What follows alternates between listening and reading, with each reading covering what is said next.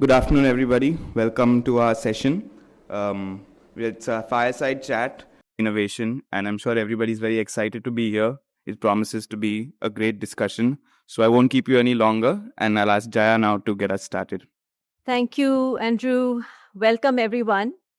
It is day 2 of Connect Karo, and this is also the session a little bit after lunch, but this is going to be so worth your while for everyone here. So stick around. It's going to be a super exciting session. So as we know that, India's development journey is marked by sort of bold initiatives, innovative pilots that have demonstrated what is possible. Yet the real challenge, as we know, lies in scaling these pilots, making these innovations mainstream, and building them into the very fabric of governance.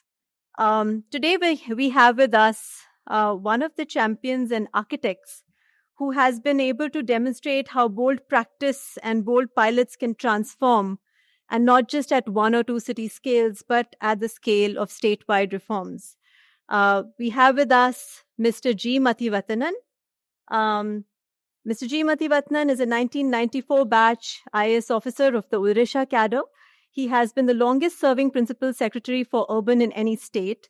Over his career, he has helmed critical urban and housing portfolios in Odisha, currently serving as the Director General of the State Administrative Training Institute and head of the Center for Good Governance in the Odisha government. An innovator, administrator, he has led transformative programs such as the Odisha Livable Habitat Mission, Jaga Mission, the Universal Access to Piped Water Supply, and the 24/7 Drink from Tap Mission, Sujal. Mukta, an urban wage employment program, was one of the latest in the series of inclusive initiatives, which was also recognized by the WRI Ross Prize for Cities a couple of years back. Now, many of these innovations are firsts in India, but also across the world. His decentralized, community-centric approach has become a hallmark of Odisha's urban governance model and drawn both sort of national and international recognition at several platforms. Today, we have asked him to share his wisdom on achieving speed and scale while institutionalizing urban innovations. So we are going to start with the presentation, and we're going to welcome Mr. Mathi Vathanan to share the presentation, and then we will get into a Q&A session. Welcome, sir.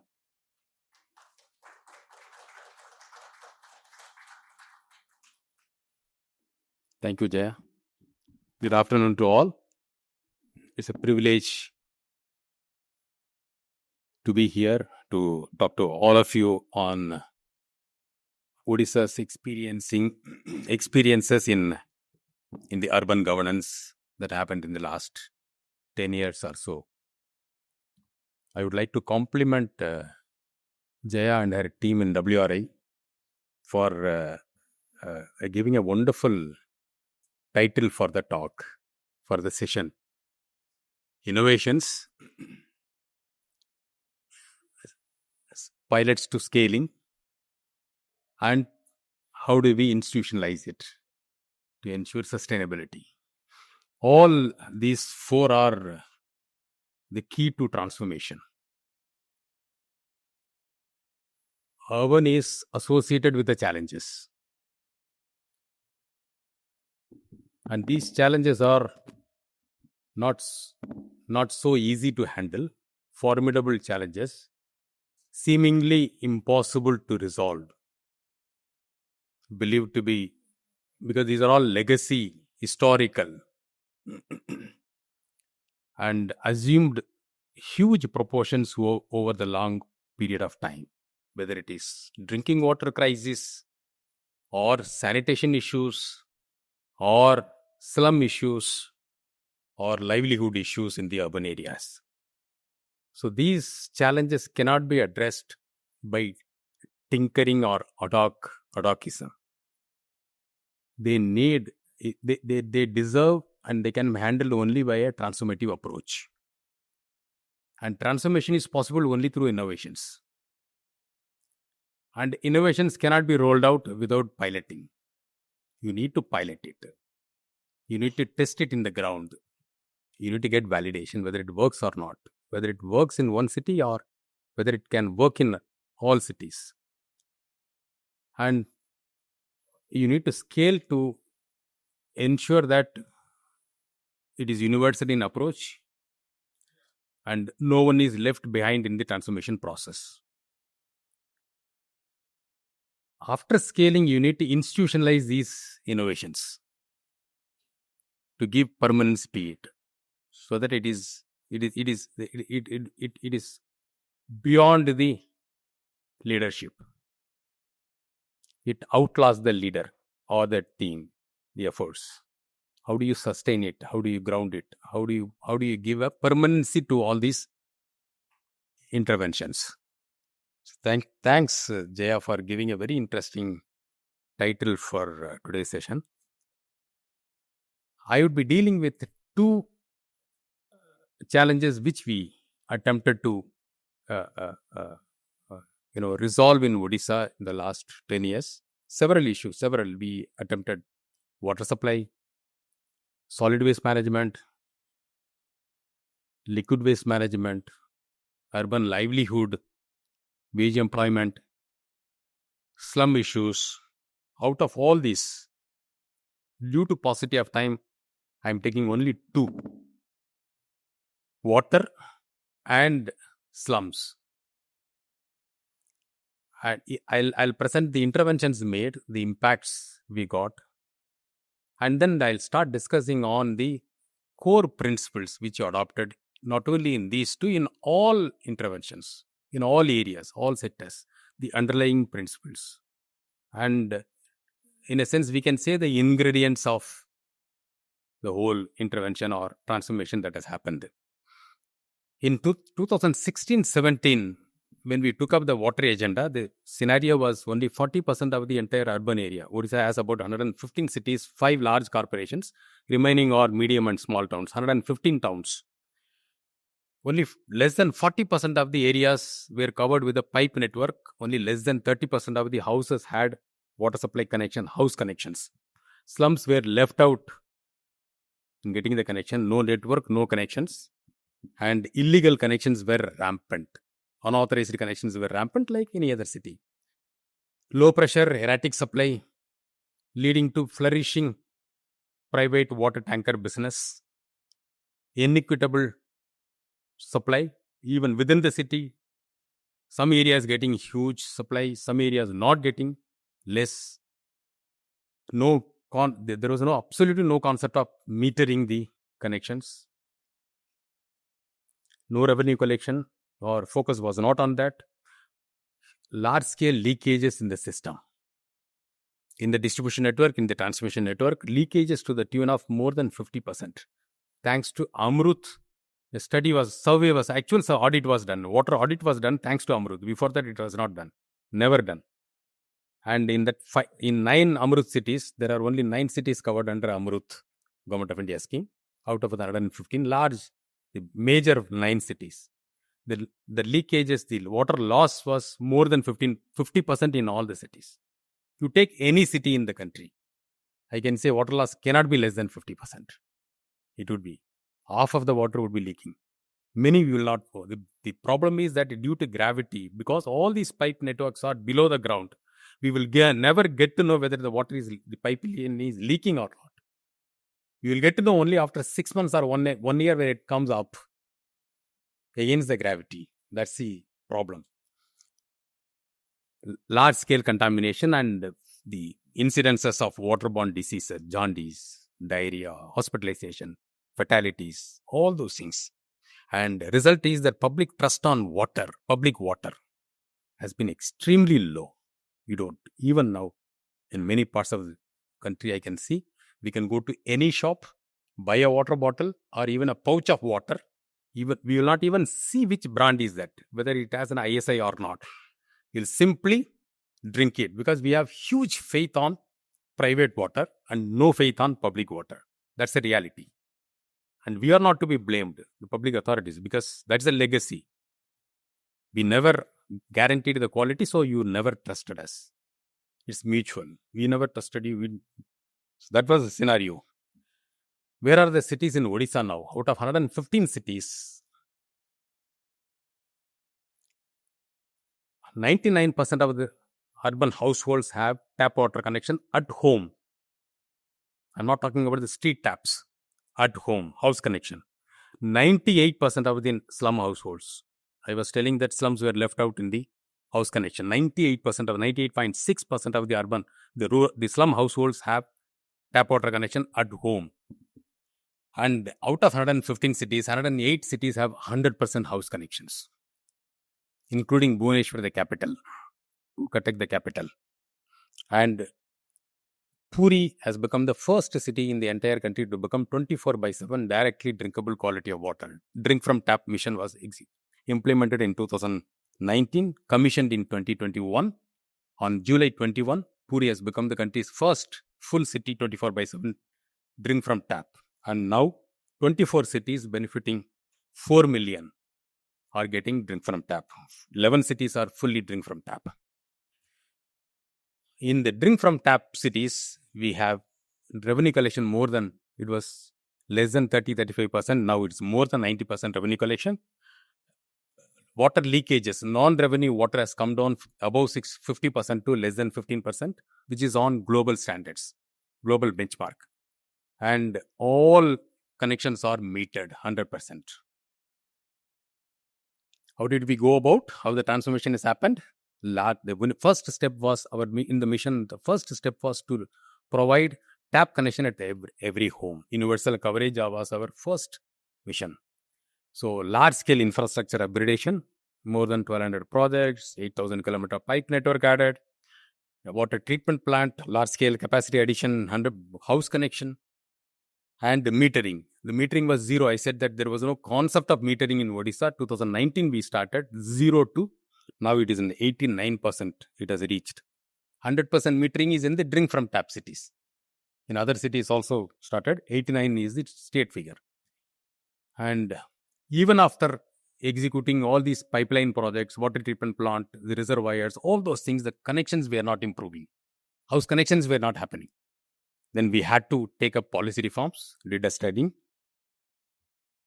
We made house connection under right to public services. On application, the applicant has a right to get public services, the house connection within 7 days.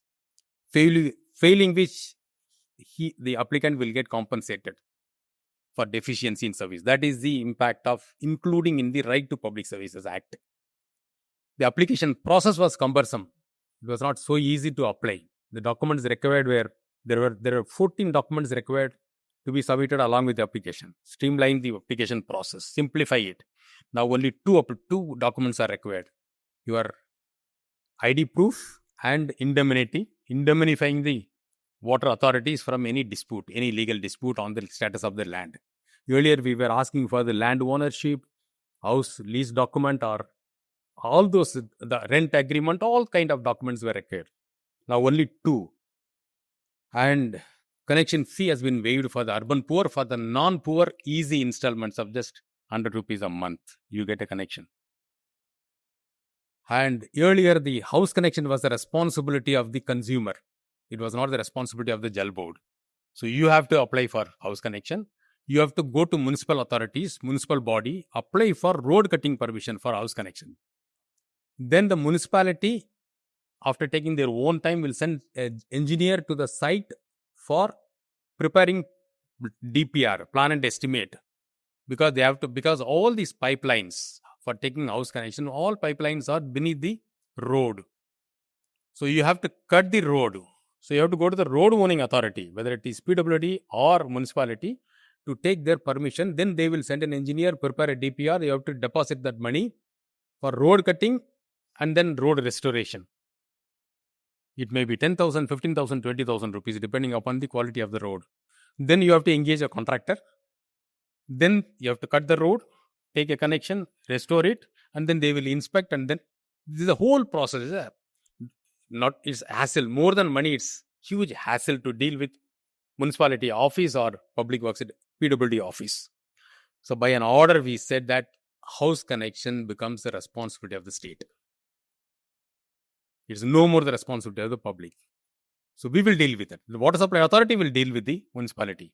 And every year, government is spending hundreds of crores giving grant to the municipal bodies from Government of India to state government for infrastructure development, including road repair and restoration. There is no need for the urban local body to charge from the public whenever they want to take.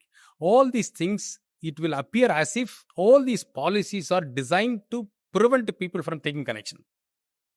Consciously, we have been working, innovating ways and means of how to deny public water supply connection. So understand and then cut down all those things, remove all these things. It becomes a responsibility of we will do. So we said that state government is giving so much money for you. There is no point. So we prohibited. Somebody can say that you are interfering with the authority of the urban local bodies. But sometimes it is required. Sometimes state has to say that what urban local body is doing is not right, not in public interest. So we have done it. And then, as I said, that has actually freed the public, not only about 15,000 rupees paying to the municipality, but also all these hassles associated with that. And then in that process, what happens if that responsibility is given, then they engage a contractor. Then they will see that which contractor will take the least money. So a contractor, unlicensed contractor, who will take lesser money, will get an untrained plumber, get substandard material, connecting material, pipe and all, and then execute a poor work. And that connection right from day one will be leaking. And any leakage is not only loss of water, please mind, it is potential contamination. Any leakage. Because it is not 24/7, it is intermittent water supply. The moment it stops, there is a suction. It sucks the air and water surrounding it. And most of the pipelines would be crossing the drainage, crossing the sewer lines, all those things, and it sucks that, and then contamination happens, jaundice happens, waterborne diseases happen. Every point can become a potential contaminator for the entire water supply system. Wherever it happens, it pollutes. So this takes away all those things. And then the thing is that I was telling that large scale unauthorized connections, by a single order, we said that complete amnesty. Whatever happened. Now it is a regular connection, authorized connection. From now onwards, you are authorized. Then you start paying for it. This is a very interesting slide. You will find a blue color in the globe map and coffee color. Because I could not find a color, I thought that it looks like coffee. So it's a coffee color. So blue color is the color, the countries where you can drink water directly from the tap. Coffee is the one, you can only drink coffee directly, not water there. So you will find there are only 50 countries in the globe. This is a document taken from US federal website, disease control website. So there are only 50 countries across the globe where you can drink water directly. There are only 4 countries in the North America, only one in South America, Chile, and Australia, New Zealand, Korea, South Korea only, not North Korea, and nothing in Africa. And Asia you can see, where Odisha wanted to be part of it. Where part of urban Odisha, we want to provide directly drinkable quality of water. After achieving the universal coverage, about to achieve, we were about more than 80-85%. We thought that we need to focus not on availability of water at home, but the quality of water. That's equally important. And on the sectoral reforms, we thought we should move to another higher orbit, drink from tap, where people can drink directly from tap, where we can assure the water quality, guarantee the quality of water. So we took up that. The objective is to save the household, public, from investment on individual tank. Every house in our country will have individual tank, sump, motor, aquaguard, a filter, and then we need to boil it before drinking. So every house literally is a public water supply authority or private water supply authority. You have to have your own system. So duplicating the efforts of the water supply at the Jal Board, say Delhi Jal Board. Every house is a mini Delhi Jal Board. Because they don't do their job, so we have to take over their job and do it. So if we can provide pressured water at every tap, you don't need to have a tank. You don't need to have a sump. You don't need to have a pump, motor, and the filter. Nothing is required. You can directly drink. So that's the real transformation. So that's what we attempted. And that also will reduce the non-revenue water. Every time what happens, you don't know when the water will come. Whether the water will come or not, we don't know. When it will come, you don't know. So store water. When you get water, then you throw away this water, old water, and then take new water. That's what we do. So we waste because we are encouraged to do it. That's a practice. We get fresh water, throw away the old. So that will reduce. And in that pilot, we did pilot, and Salia Sahi, the largest slum of Odisha, having 65,000 population, is one of our pilot. And we started in Bhubaneswar and Puri. Puri became a small town with 2.5 lakh population, has completed it and then became the country's first one. Bhubaneswar continued to implement. And then now in 24 cities, we are providing directly drinkable quality of water 24/7 basis. And how do we ensure quality at the consumer tap? When we underwrite the quality, when we guarantee the quality, how are we going to assure? We have IoT-based real-time water quality monitoring. There is a very strong technology platform in-house. Our own, we only developed it.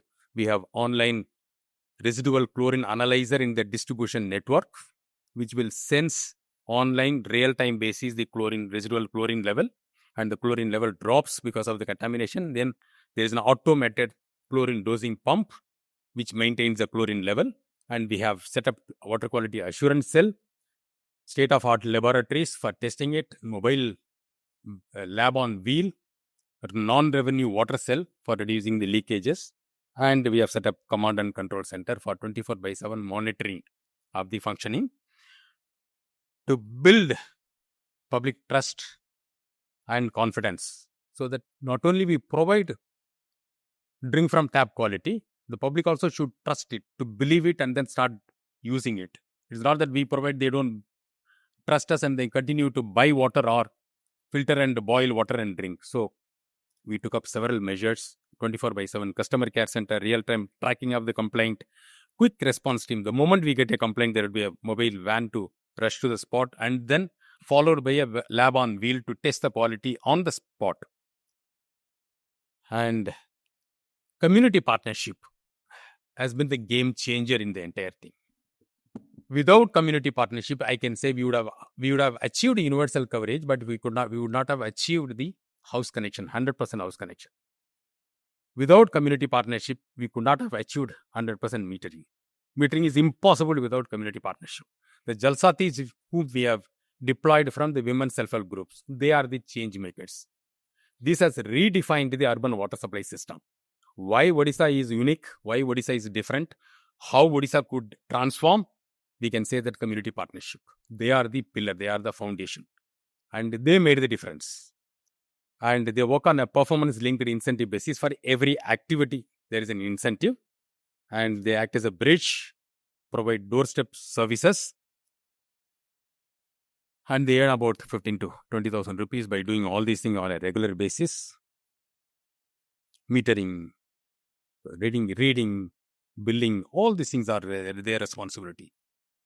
And to institutionalize this, we created WATCO, Water Corporation of Odisha, corporatizing a department. The major achievement reform, which is a dream in the water supply sector. The Odisha is the only state which could corporatize the drinking water department. And this 24/7 drink from tap is implemented by WATCO, that corporate entity. The purpose is to provide functional autonomy and to give operational flexibility. Because it's an utility. You have every minute you have to take decisions. You can't wait for government, chief minister's level or minister's level to get orders. So this is 24/7 basis you have to operate. You need to have that flexibility. So and within 6 years of operationalizing this corporate, its efforts have been recognized. and it received a Global Water Leader Award. And we have not stopped with that. We have also created Odisha Water Academy because we need to implement this to operate and maintain. You need skilled workforce. And that workforce consists of you not only are from plumbers to operators to supervisors to engineers to water supply managers to till policy level. You need to have train people, capacitate people. Otherwise, you can't run a 24/7 drink from tap program. So we created Odisha Water Academy in the year 2021. And in 2023, we thought that not only water requires capacity building, you need an academy to capacitate your machinery working in the sanitation sector, working for the slum, working for the livelihood program also. So it was elevated, upgraded as Odisha Urban Academy. And so far it has trained more than 2,500, including 70 city managers from Bangladesh and Nepal. International participants also have been trained. It has become a center of excellence. Empaneled as a national training institute and entered into collaboration with the ASCII, NIUA, UNICEF, CSE and all, WASHE and all. And our journey has been very, very progressive, step by step. We adopted a mission more approach, put in place the required policy measures, large-scale infrastructure drive, building the team. Team building is very critical. Build the team, capacitate the team. That should include not only your engineers. This has not been implemented just by engineers. Engineers have been part and parcel of it, but it also included your jalsatis. That also included your contractors, engineers, contractors, supervisors. They're all part of the team. You have to build the team to implement this and capacitated them. And we invested in all and trained everybody. And community partnership, Jalsati has been the key game changer. We first achieved 100% house connection, moved on to 100% metering, then progressively to 24/7 drink from tap. Now we are constantly working on reducing the non-revenue water leakages and increasing the revenue to ensure operational sustainability of this 24/7. 22 we received the global award, and in 23 Chennai Metro Water has engaged VATCO as the PMC consultant for implementing 24/7 in Chennai city. We are a PMC consultant. And this 24/7 drink from tap, our innovation has inspired Government of India also. They have documented the Odisha's experience of 24/7, and CPHUA has come up with a publication, 24/7 case study of Odisha. And then after we implemented that, they have also changed their 24/7, the 24/7 program. They have guidelines for operating 24/7, and for the first time they have put that as a drink from tap. Our drink from tap mission has become the caption for Government of India's policy, and it has inspired Government of India to incorporate this in their flagship program Amrut 2.0. It is now part and parcel of Amrut 2.0 and is being implemented in 500 cities in the country. Coming to slums. Slum is a familiar scenario for all of us living in the urban area. You drive for 5 minutes, you will encounter a slum. If you are not encountering a slum, that means you have been watching your WhatsApp. Slums, or I would say the manifestation of either non-existent policies or non-functional policy. We have policies but not effective, not functioning. We don't have a framework to address the housing and habitat needs of the people, basically the working class migrant workers. And that's why we have the slums today. And Jaga Mission is designed to change that. How to achieve slum-free. Slum-free is not a slogan, it is a doable. Odisha's experience shows that. Who are these slum dwellers?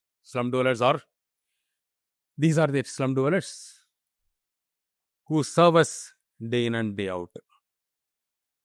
They are the auto drivers, most of the drivers, tea, all those things, and they are the backbones of our cities.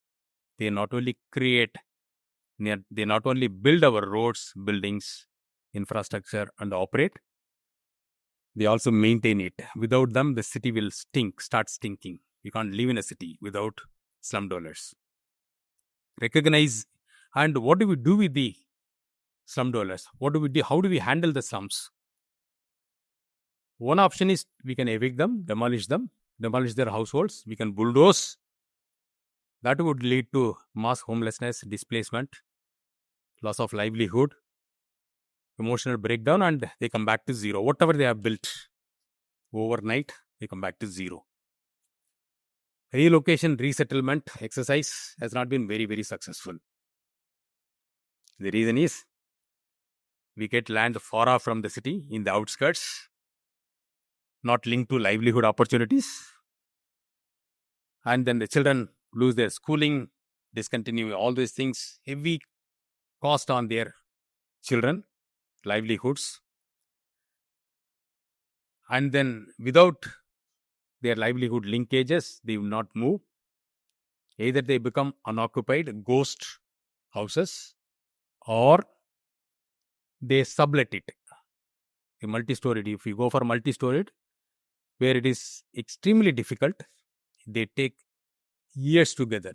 In fact, in Bhubaneswar city, with full commitment, we took up a large number of PMAY, affordable housing, and in situ slum rehabilitation projects.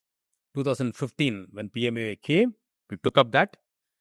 And till 2023-24, we could do only not more than 4,000, 5,000. Not more than 4,000, 5,000. You take any city, you find out. The scale cannot be more than that. It's extremely difficult. It's expensive. One is that getting land is expensive, difficult, expensive. Construction is expensive because every unit, minimum it would cost about 8 to 10 lakhs. Minimum. So 1.5 you get from Government of India. Remaining 8.5, where will it come from? Slum dweller cannot pay. So how much the state can invest? The limitation of the state budget, treasury. So number of projects obviously will be less. The monetizing the land, the concept, which is part of your ISSR, that how many cities will get that monetizing the land. To compensate for that, 8.5 lakh has to come from the private investor who will utilize part of the land for private construction. Out of 7 projects that has been bid out in Bhubaneswar, only 1 project has got positive premium. In all other projects, it was negative premium. We had to pay. With the land, you give 60% of the land, over and above you pay. So that's the reason that not many states could actually, that could not become a game changer. PMUI, affordable housing or ISSR could not become a game changer. Whereas the beneficiary-led construction has made an impact. But the problem is that in urban area, the slum dwellers, how many of them will have own land? If you are owning land in urban area, why should be in the slum? Then you are not poor in urban area. If you are owning land, you are not poor. But PMOA unfortunately says that if you have land, then you get 1.5 lakh. If you don't have land, come and stay in the queue. Right? There will be a project. AHE is there. Affordable housing vertically is there. ISSR vertically is there. But there's a long list. It will take 10 years, 15 years, may happen, may not happen. Delayed justice is denied in perpetuity, right? That's why PMA has not been extremely successful. So the only thing is that wherever they are, let us try to recognize them and give land rights in situ basis. That is what Odisha has done, in situ land rights. Jaga Mission believes in strengthening the participatory governance process. Land tenure security was given. In situ basis, if the land is tenable, if the land is not tenable, where the land is not tenable, if the slum has come up in the railway land, if the slum has come up in the defense land, or land adjoining to the water bodies or river bank, then it cannot be settled. It should not be. So in that case, untenable, then go for alternative land, new habitat, new livable habitat. So we have major 3 verticals. One, land tenure security. and then go for slum infra upgradation. Give land rights and go for habitat improvement. If the land is not tenable, land rights should not be given, then go for alternative land, give them land rights there, and then create all this livable habitat, infrastructure, amenities, and services. It would be something like a township. This is the model we have followed. And these are some of the transformed slums you will find before and after. And like the Jalsatis in water supply system, the slum dwellers have been the change makers in this program. One of the core principle of our intervention is that community participation, community partnership at a deeper level. They become part and parcel of the planning implementation process. And they act as a bridge between the community and the government, build on the community strength, skills, capacities, and they participate in the need assessment, gap analysis, and also they take up the execution responsibilities in upgrading the infrastructure, amenities, and services. They become implementing partners, and they also monitor the development works. Post creation of the the slum infrastructure, they manage the assets like the community center, playground, those facilities they manage. And the municipal corporations have signed MOUs, Memorandum of Understanding, with all the slums. These MOUs have been signed between the commissioners of corporation and the SDA president, Slum Dweller Association president, recognizing them as the fourth tier of government. We have taken decentralization much beyond the 3-tier, fourth tier. Slum Dwellers Association have been recognized as the fourth tier and a partner in the development and the governance process. The impact is, so far, 257,000 families have been granted with the land rights. Out of 2,919 slums, 2,919 slums, 1,684 slums have been fully upgraded. All infrastructure, amenities, services provided, which is 58% of the total number of slums. They are now livable habitats. They are delisted, denotified. They are no more slums. And as I said, 98.6% of the houses have tap connection at home. 89% of the houses have individual household toilet. When we declared open defecation free, even now you will find people open defecating on the railway track, on the drainage banks, river banks. Because these unaffordable, the slums, they don't have individual toilets. In 2019, we have done that. That time, the community toilets were built and these houses have been tagged. But somehow we could not sustain it. That old habits continue because they don't have a toilet of their own. That realization came. It's easy to declare, but extremely difficult to sustain that status. Immediately it slips. So we found that only by providing individual household toilet, we can tackle the problem of open defecation. So even in slums, even if you don't have land, you have to have a toilet. If you can have a community toilet in government land, why not have an individual toilet in community land, in common land? In any case, that is for toilet purpose. If they are not going to use it, who will maintain a community toilet? It is easy to build public infra. Who will operate a community toilet or public toilet? Who will maintain it? Public toilet, you can have an agency. Within the slum, within a habitat, if you build a community toilet, who is going to operate it? It has to be cleaned regularly. If there is that is not done, then it's going to stink. That will become an epicenter of disease. So you are not creating a facility to improve the hygiene. You have created a facility which is deteriorating that, which is damaging that. So then we said that we have, wherever land is available, let them go for individual household toilet. Wherever land is not available, let us find out common land and build clustered toilets. 5 toilets, 10 toilets in a cluster, but attach each toilet to a single family. And it would be under their lock and key, under their operation and maintenance, exclusively for their use.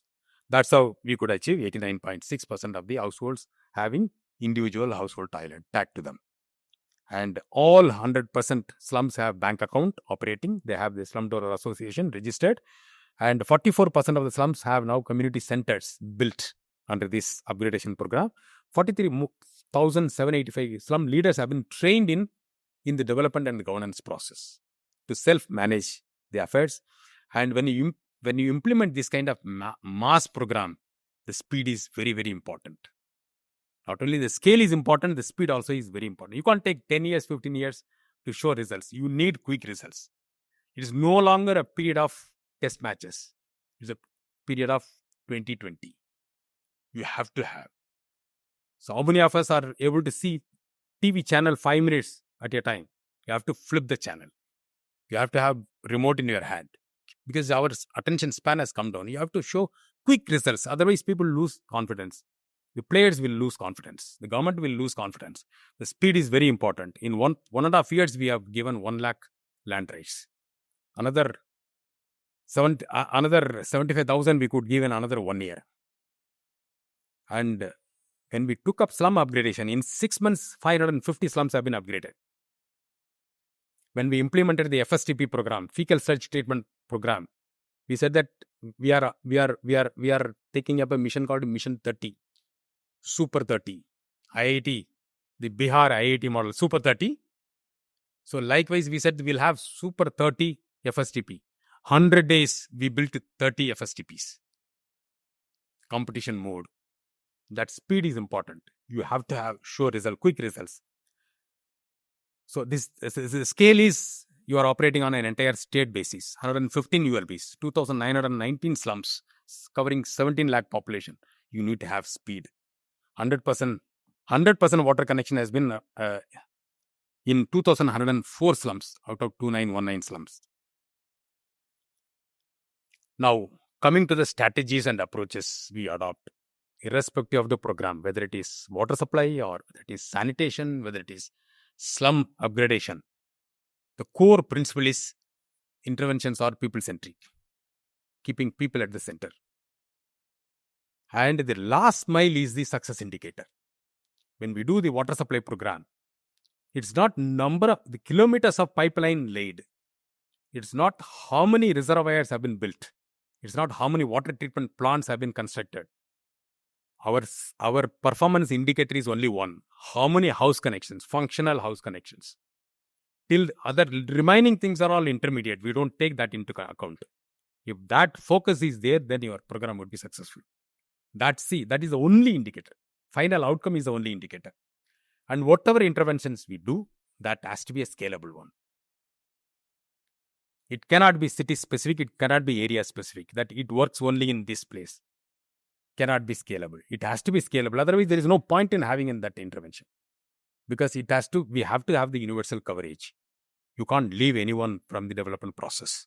It has to be solution, has to be adaptable, implementable across various urban settings. That's the reason we say that this can be a prescription for other cities also. A similarly placed cities. Maybe with tweakings, maybe with customizing. And the solution has to be inclusive and equitable. Inclusivity has to be part and parcel of the program.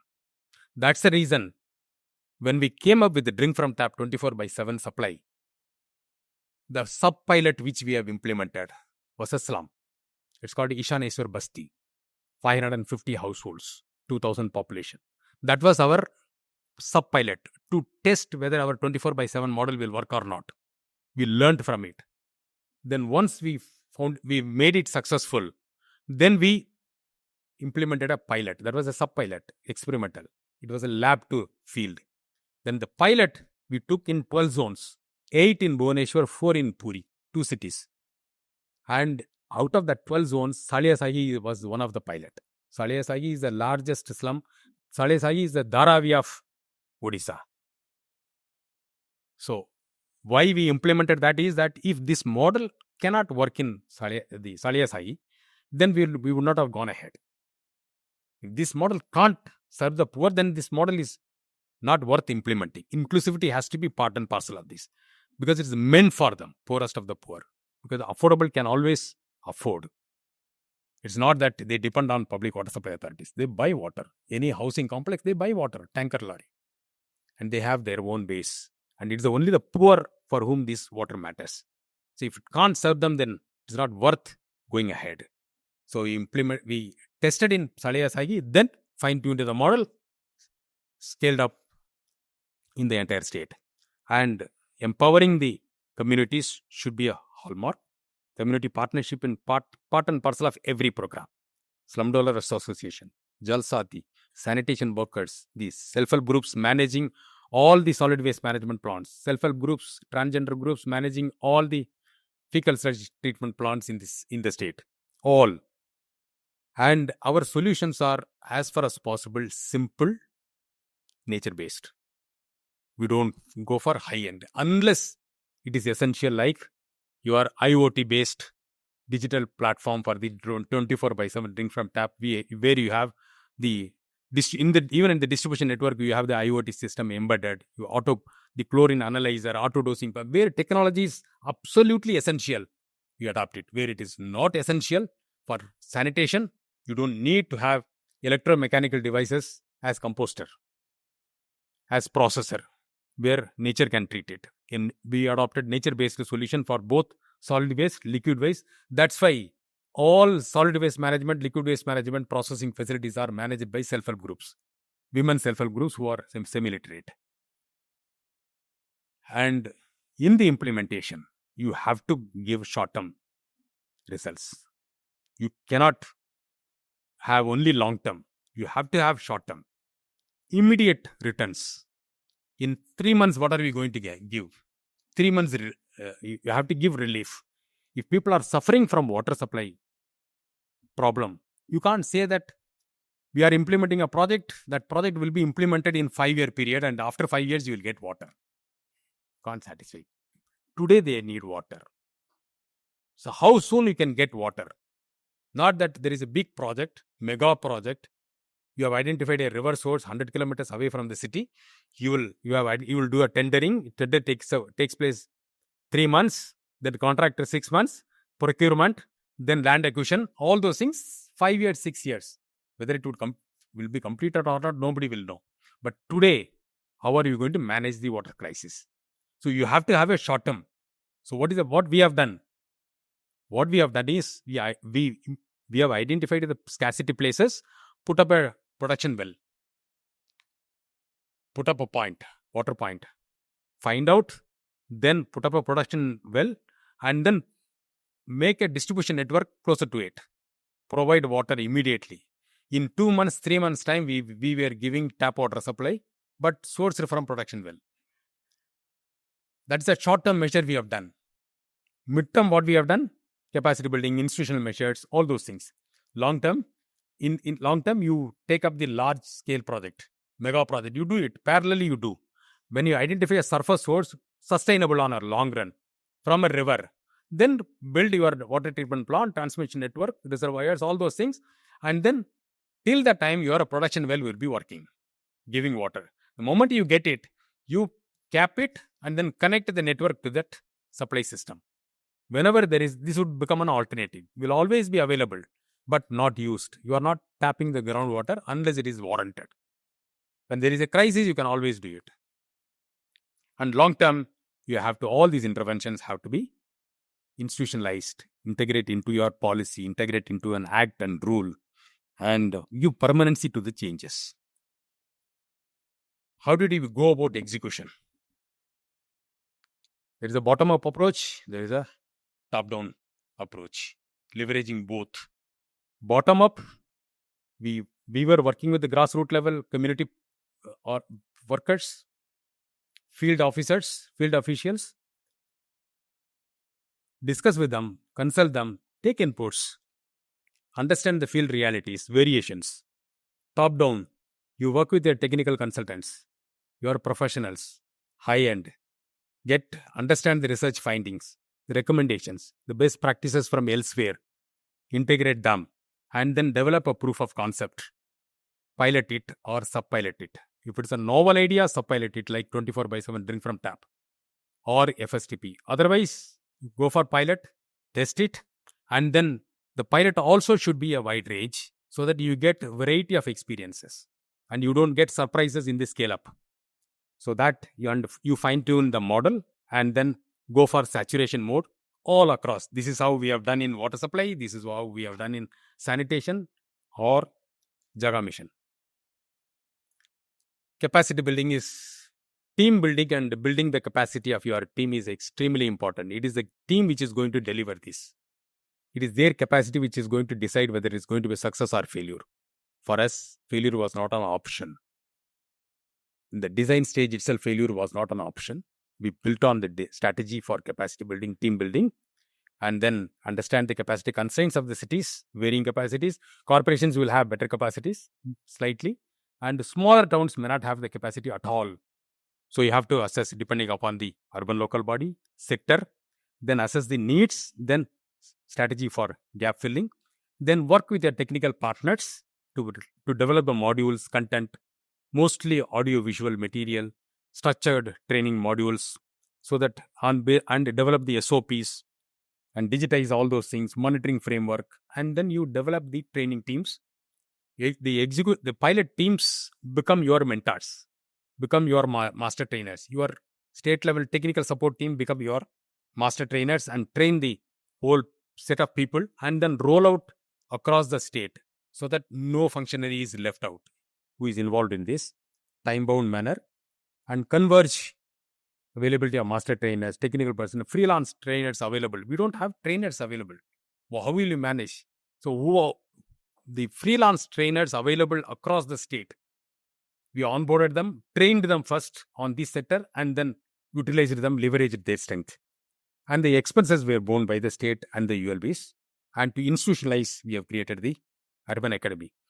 These are the teams working under various interventions. If you see, we focused on team building and capacitating, and partnership. Developing the partnership ecosystem has been very critical to the success.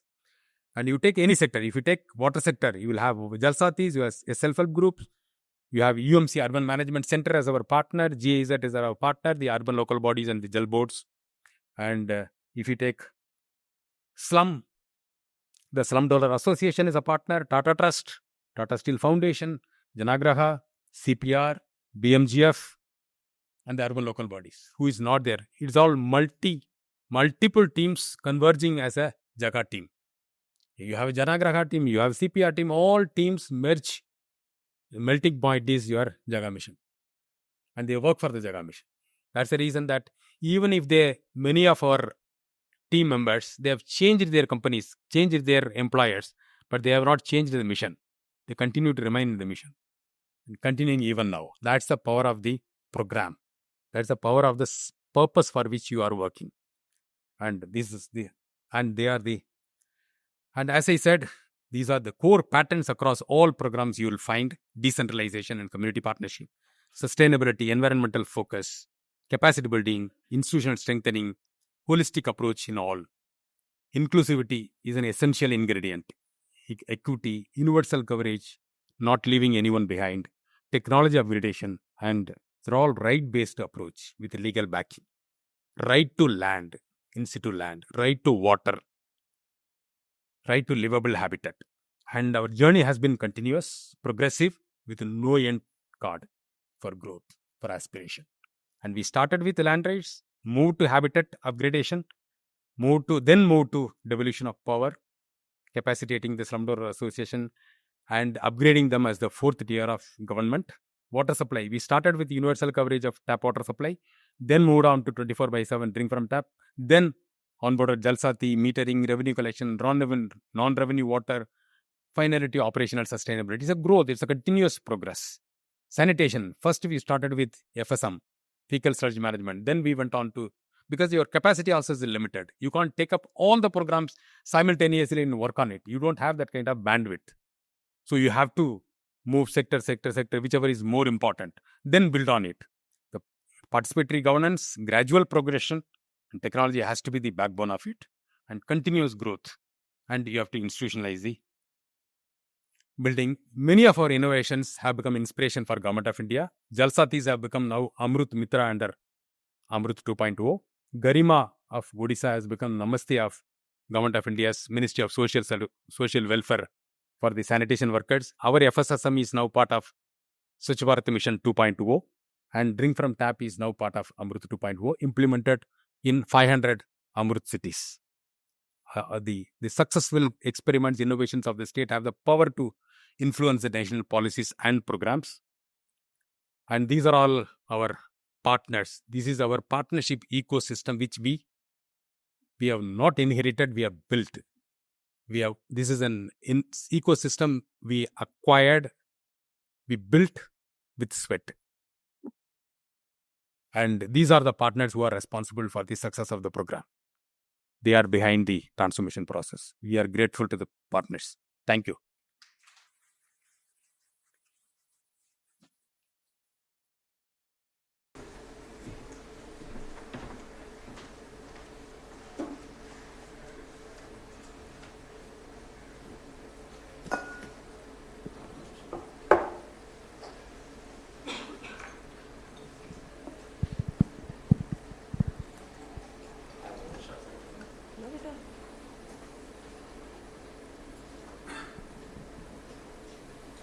So, how many folks in the room learned something new about this program? Yeah. It's been a fantastic journey. I'm going to actually kick off this Q&A session really, more than a fireside chat. I have the privilege of holding the mic, so I'm going to ask you some questions first, and then I'll hand it over to our audience here, who I'm sure will have many things to ask you.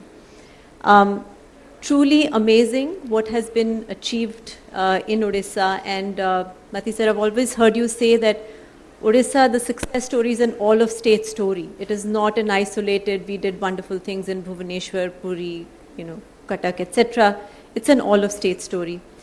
To substantiate that, I can say that yes, we have received about 8 global awards for many of these interventions. And for all these, the awards are for the state, not for the cities. So when we got WRI Ross Award, the co-awardees were 4 other cities of the world. But in our case, it is Odisha state which has got. That means all the intervention that has taken up across the state, in all cities. That's our USP. so what we've often seen is that, pilots, many cities have tried pilots. There have been isolated experiments under various program schemes on their own. And they have ended up being isolated experiments. One has worked, some have not, some have picked up in 2 more 3 places. So I think what is the decision framework, which helps you decide which is the pilot which is ready to scale or is going to be scalable? As I said, we develop a proof of concept, and then we trust our model. In the design stage itself, we factor all those possible variations, eventualities, and then design it. And then we roll it out as a pilot, not to see whether it would succeed or not. Our pilot is always to understand the difficulties and resolve the difficulties in the piloting stage, so that in the scaling you don't have any problem. So our piloting is basically model making, because the decision is already taken to scale up. We are not waiting for the pilot to succeed whether to go ahead or not. Decision is already, the problem has to be resolved. So how you will you create your pilot model.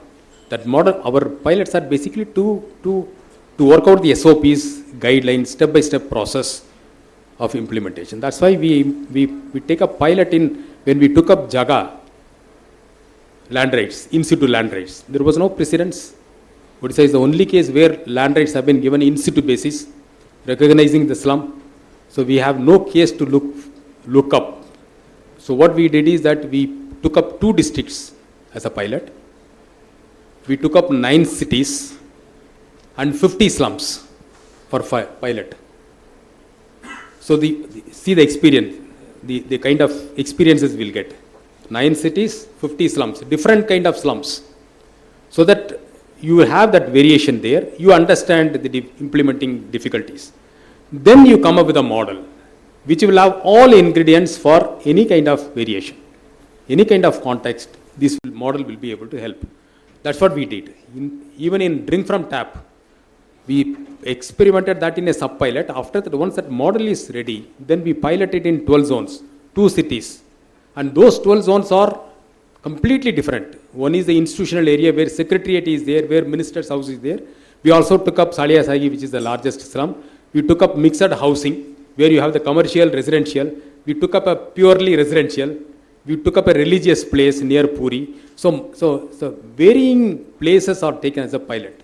It's a well thought out exercise. And the purpose is to learn or face all the hurdles which would possibly come during this scaling. And a small group is dedicatedly working for this with a war room, addressing all these problems on regular basis, real-time basis, and then fine-tuned. And all our programs are very agile programs. That's the advantage the state has vis-a-vis this national. At the national level, it is extremely difficult to modify your program, change your guidelines. Can't be done so easily. But in the state, almost on daily basis, we can change the rules, the implementing modalities. Because if you are connected to the field, then you understand the hiccups in the field. Accordingly, you modify your step. The step-by-step process also that's the reason we say that all our programs are very dynamic programs. That's how we could navigate the implementation challenges. That's how they have become successful. Got it. So basically many micro experiments and micro sort of experiments to create feedback loops and sharpen. On continuous basis, we learn and then we correct. Solutions. Yeah. We learn while doing, and then we correct and then move forward. So one thing that I was really struck by, and I'm curious about, I'm sure others are over here as well, is that slide that you showed about the community-based approach, blending the top-down governance, bringing that together and then kind of, delivering. How do you balance agility with inclusivity, especially because when you think about it, community participation does take time, and you talked about how things had to happen at speed. So how did you manage this blending of the two? So inclusivity is part and parcel of the program. It's a DNA. It is part of the program. Without that, we don't design. The design itself will have inclusivity. And the agility comes in the implementation process. How agile you are, how flexible you are, how you are able to navigate, and what kind of system you have to understand the field implementation challenges. And there should not be too much time lag. If there is an implementation, today if there was an issue in such and such slum, then we need to get to know that today evening itself. What was that? Who created that problem? Because in the slums, you encounter problems like rental housing. In government land, there would be a slum landlord constructing an unauthorized house and renting it out. And when you go for in situ right, whom to give? Because the house owner is somebody, land owner is somebody, right? So these are all the challenges. So you have to foresee all these things. How do you handle it? How powerful is that slum landlord? How politically connected is that fellow? What kind of vested interests that exist in the slum?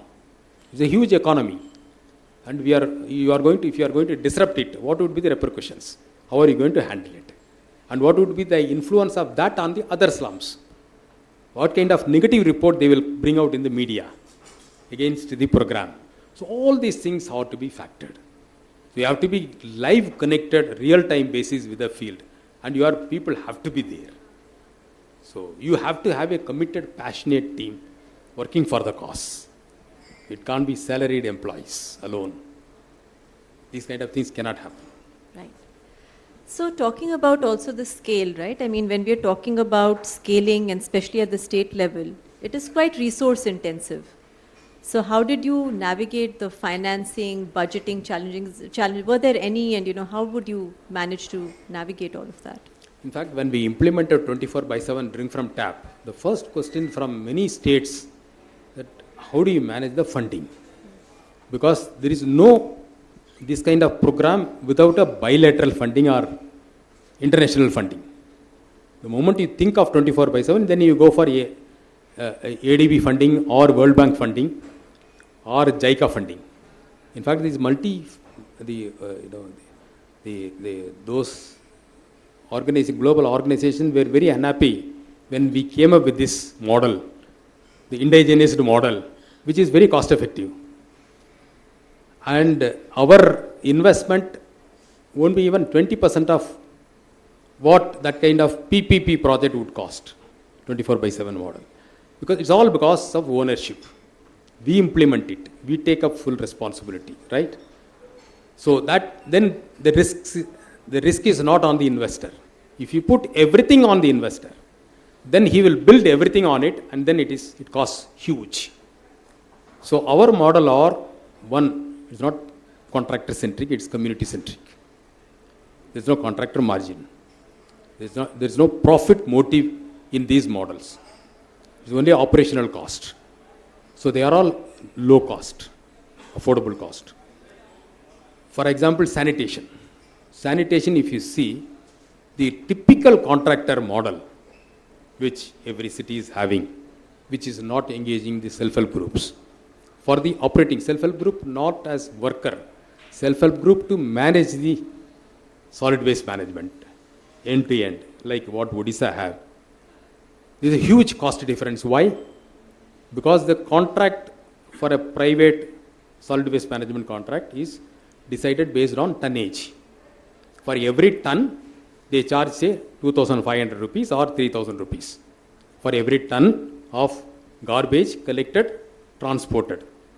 Mostly it is dumped, that's a different thing, but I'm talking about the cost. So there is an inherent incentive, the inbuilt incentive in the contract to increase your garbage. The more garbage you collect and transport, the more money you get. The more money you get, the more money you share. Right? So it's a win-win situation. So the moment we made the paradigm shift, contractor-centric model to the community-centric, and entrusted the responsibility to the self-help groups and transgender groups for end-to-end management, 30% of our cost has come down, 30% of our garbage has come down.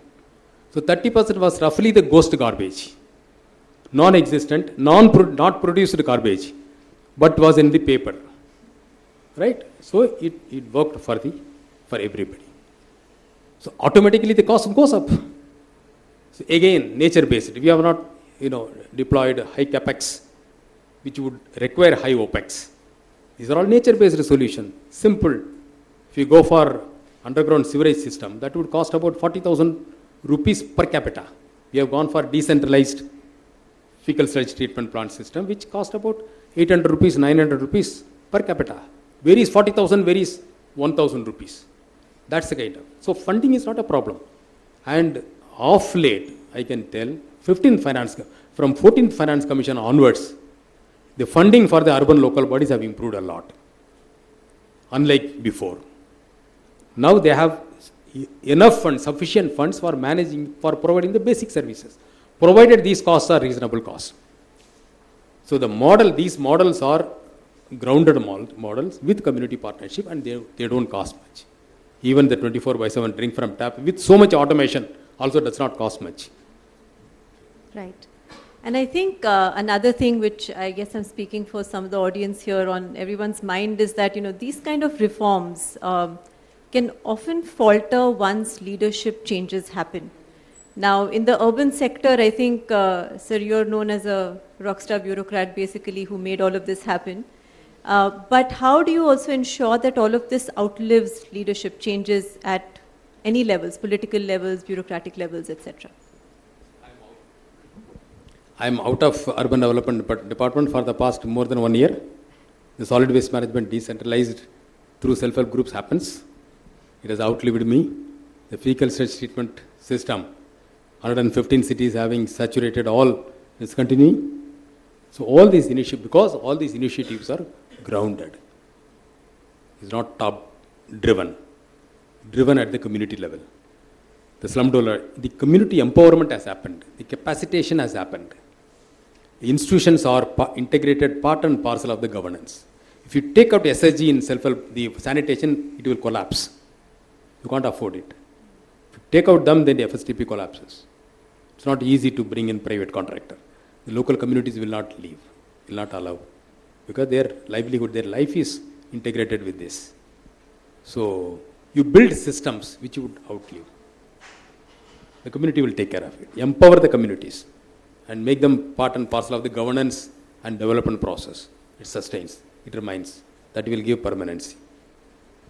And a follow-up question on that is, and I think, we hear this a lot, you've answered it somehow, but basically, what aspects, when we think about replicability beyond Odisha, what are the things that other states can take on? How can we replicate this model across other states?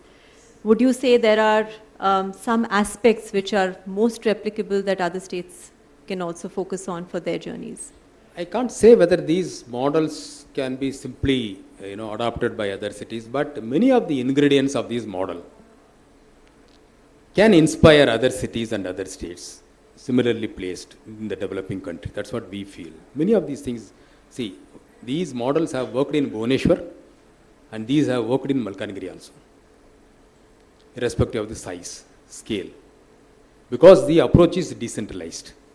Because these are all like building blocks. You may require more blocks, that's all. But otherwise, the core principle would remain same. Because we address the problem for a ward or for a cluster through the decentralized approach. So, when the city size increases, then you increase the number of such interventions, such blocks, that's all. Otherwise, in my opinion, this is, see, if drink from tap 24/7 is, which worked in Odisha, can work in Chennai city. Chennai city. Slum? Can it be replicated? See, I can't say whether this model will work for Dharavi or not. Right. Dharavi could be worst case. Dynamics could be much complex. But how many Dharavis we have in the country? Right. So out of 4,700 cities, how many are metros? How many are more than 1 million? So you are 80% of the cities are medium and small towns. And Odisha model definitely can work in those 80%. Most of these interventions can. So also speaking about national reforms, so what can national government learn from states and vice versa? You talked about some of these reforms which happened in Odisha and that Amrut and other schemes have taken up. Are there some reforms at the national level which states can take up? And on that point, I also want to mention that Mr. Srinivas, Secretary MoHUA, will be here also shortly joining the conversation in some time. So everyone, hold on. He had a cabinet meeting this afternoon, so he would have joined us for this conversation, but he's just a bit delayed and he'll join us after this. So, yeah. What inspirations state has given to center, I have listed. Yes. Few of them. The Garima, which has become Namaste, Amrit Mitra, Jalsatis, FSM, 24/7 drink from. These are the things we could inspire the government of India, and they have become national policies. And what we learned from government of India is it's always a mutual learning. So what we learned from government of India, what inspirations we got from government of India is that our drink from tap 24/7 journey would not have been possible without government of India's inspiration, not financial support, inspiration. So when we implemented Amrut in 2015, we got a lot of learnings actually. That was the time, that is the beginning of our water journey. And that was implemented only in 9 cities, the Amrut cities, which is implemented in more than 1 lakh population. So out of 115 cities, only 9 were covered, 106 cities were out of Amrut. So that actually forced us to come up with a counterpart scheme, state counterpart scheme, Basudha. So that Amrut is able to take care of 9, Basudha is able to take care of 166, so that the entire state is covered, all 115 are covered. There is no discrimination. How can you discriminate between Amrut and non-Amrut city? It is not their fault to have less than 1 lakh population.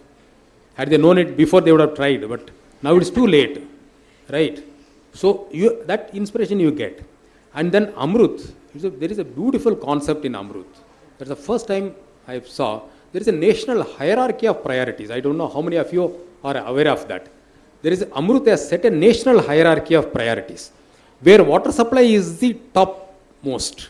The first priority under Amrut is water supply, followed by drainage, sewerage, followed by drainage, followed by public transport. So you can't divert your fund to public transport unless you saturate your water supply requirement. And Amrut talks of universal coverage. That means 100% house connection. Without that, you cannot utilize the funds for any other priority. That was a great eye-opening for us. I said that that's a great idealistic one. And we sincerely implemented it in 9 cities. When we implemented, we got to know there were several learnings. That only inspired us to go for universal coverage mission for the entire state. That's the minimum government should do, provide tap connection. That's for any welfare state, that should be the ideal one. So we took up that seriously and then started implementing. But one thing, another learning, that Amrut prescribed bundling of projects in the implementation. That projects should be bundled and then tendered, so that you get a big contractor, mega, and become a mega scheme. We followed Government of India guideline, and in 1 year time we realized that we did a mistake. We also learnt what not to do. That's a learning. In Vasudha, we did exactly the reverse one. We unbundled it. In a water supply project, the components are intake well, pumping system, then transmission line to get the raw water, then the water treatment plant, then the treated water transmission line, distribution network, reservoirs. These are the water supply project components. The overhead reservoir is a complete different skill set required. Constructions. A different contractor is required. He has nothing to do with your water treatment plant. That's a different technology. It's a purely structural work, overhead tank. And this is a electromechanical work, STP, and WTP. And then you take intake well, that's another electromechanical project. And transmission network, it's only network, only the size varies between the distribution network and transmission network, pipeline laying. So you understand the nuances of the project and then say that tender out only WTP, tender out only the elevated storage reservoir, tender out only the intake well. So you get number of players. Not one contractor will have expertise in all. So that's how we could earlier, during Amrut, prior to Amrut, our tenders used to have only 1 or 2 bidders. And the premium would be 80%, 90% above the estimated cost. The moment we unbundled and then opted so many contractors from other departments, water resource department, rural development department, public works department, all contractors were encouraged to participate in this tender. And our tender premium has become within plus or minus 3. That's the transformation in the tendering process, contracting process, execution process. That's how we could implement more than 1,200 projects in less than 2-3 years. That we learned from Government of India not to do that. And we told Government of India also, this is not the way to do it. That's why many contracts are not being completed. And the same thing they followed in Jal Jeevan Mission also. Mega projects. That's a problem actually. PMAOI. Again, I told about the landlessness in the slums. So state had to, inspired by that, we said that unless we give land right, we will not be able to leverage the PMAOI scheme. Because affordable housing and ISSR will not take off. So then we influenced the state government to give land rights to the slum dwellers so that we can leverage more and more PMAOI fund and more slum houses can come up. That's an inspiration. Wonderful. So I will open it up for questions. I know everyone's itching, no, but I'm going to do a little round of rapid fire, sir. Our comms team has put me up to this. They like rapid fires, so without warning, I'm going to ask you some quick questions here. One reform or initiative that is closest to your heart? Send the mic, please. All right. A book, film, or speech that has inspired your approach? Book or speech, sir, Mike.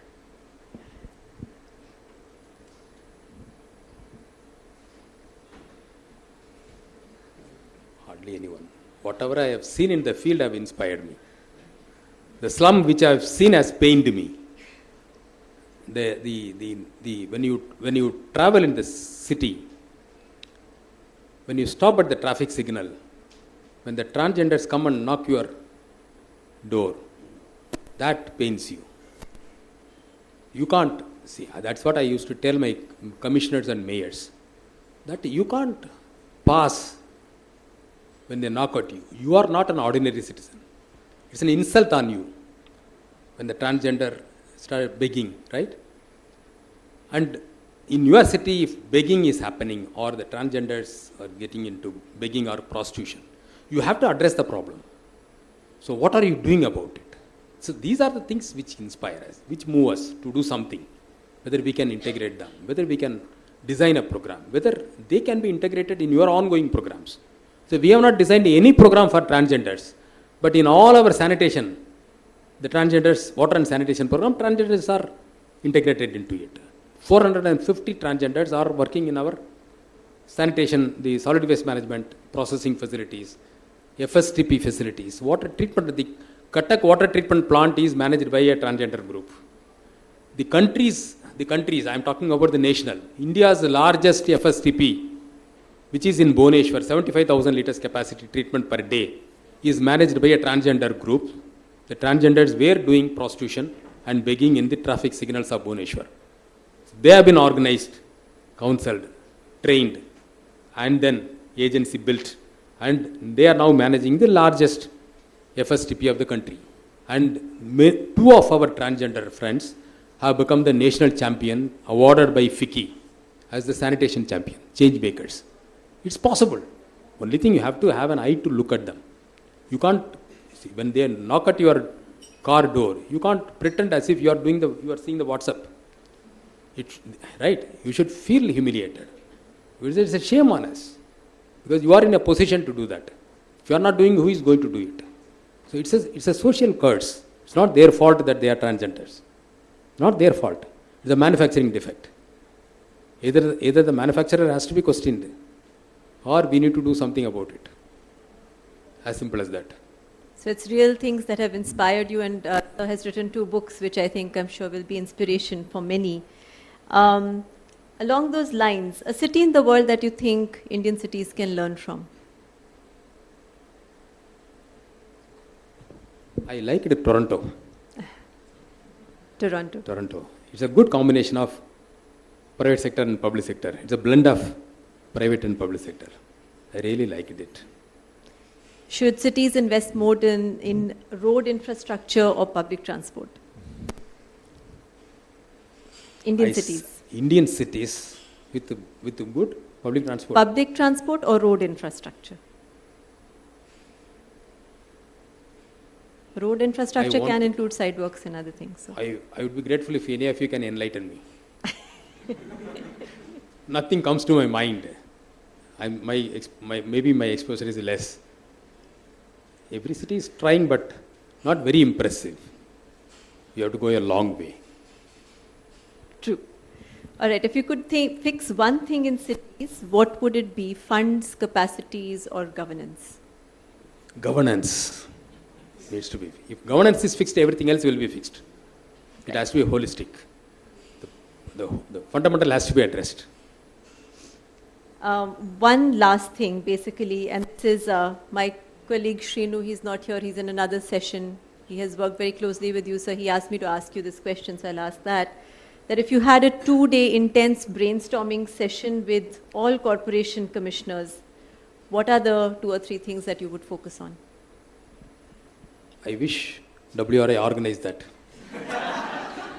A 2-day workshop, inspirational workshop for all the commissioners. It's badly needed. The second is that won't work only if you inspire the commissioners. You have to inspire the mayors also. So it has to be the team which can, make the change. It's not individual. So mayors are equally important or more important than commissioners. So the mayors have to provide that kind of enabling ecosystem, allow the commissioners to function or operate. That's very essential. The political system is very essential to provide that, enabling ecosystem. And I would ask both mayor as well as commissioner together that they have to own up the city. They have to own up the problems. It could be legacy, it could be historical, but what are they doing about it? They have to focus on the fundamentals. The road, cleanliness, water supply, street light. These are the basic things. And it has to be universal. It has to be inclusive. The city has to be truly inclusive. And just because the slums have come up in encroachment or encroached land, you can't say that there is no governance there. If you ignore slums, what will happen? We know. It will become drug den. It will become the antisocial place. We are just complaining about slums as antisocial place. But we have allowed it. We are allowing to operate it. If there is no light, what will happen? In the night, if there is no light, you go to a public park. If you don't lit up properly, what will happen? It's like that. If you ignore, neglect a part of the city, then it will automatically become antisocial. If a slum is like that, you are fully responsible for it. Own it up, and then you have to address it. Whether you are able to give land rights or not, that's a political decision, much higher level, state level. But nothing prevents you from providing the basic infrastructure. The road, cleanliness, drainage, street lighting, water supply. These are the basic things we need to. It's a fundamental rights. So that's what I would tell. Wonderful. I'm going to open it up now. We can take a bunch of questions and yes. Do we have some mics to go around? Thank you. Very, very inspirational presentation, and of course nothing less is expected from you. But just a quick question in terms of, you talked about how this whole of state approach, that this is very much a state vision for all urban centers. Now we also know that particularly Odisha has small cities. Most of these are smaller cities, very few class 1 cities. And we know of the classic shortage of capacity in urban local bodies. And where you also talked about, especially the example you gave about the sanitation, the wash infrastructure, unbundling the contracts through Vasudha, etc. I'm just wondering, how did these small ULBs manage to get things done at their level? Because we know they lack capacity, they lack resources, etc. So what kind of support was given to them from the state to actually realize the vision, which is a statewide vision? Should we take a couple of questions, or would you prefer answering one by one? Because I'm sure there's many questions and there might be some common ones.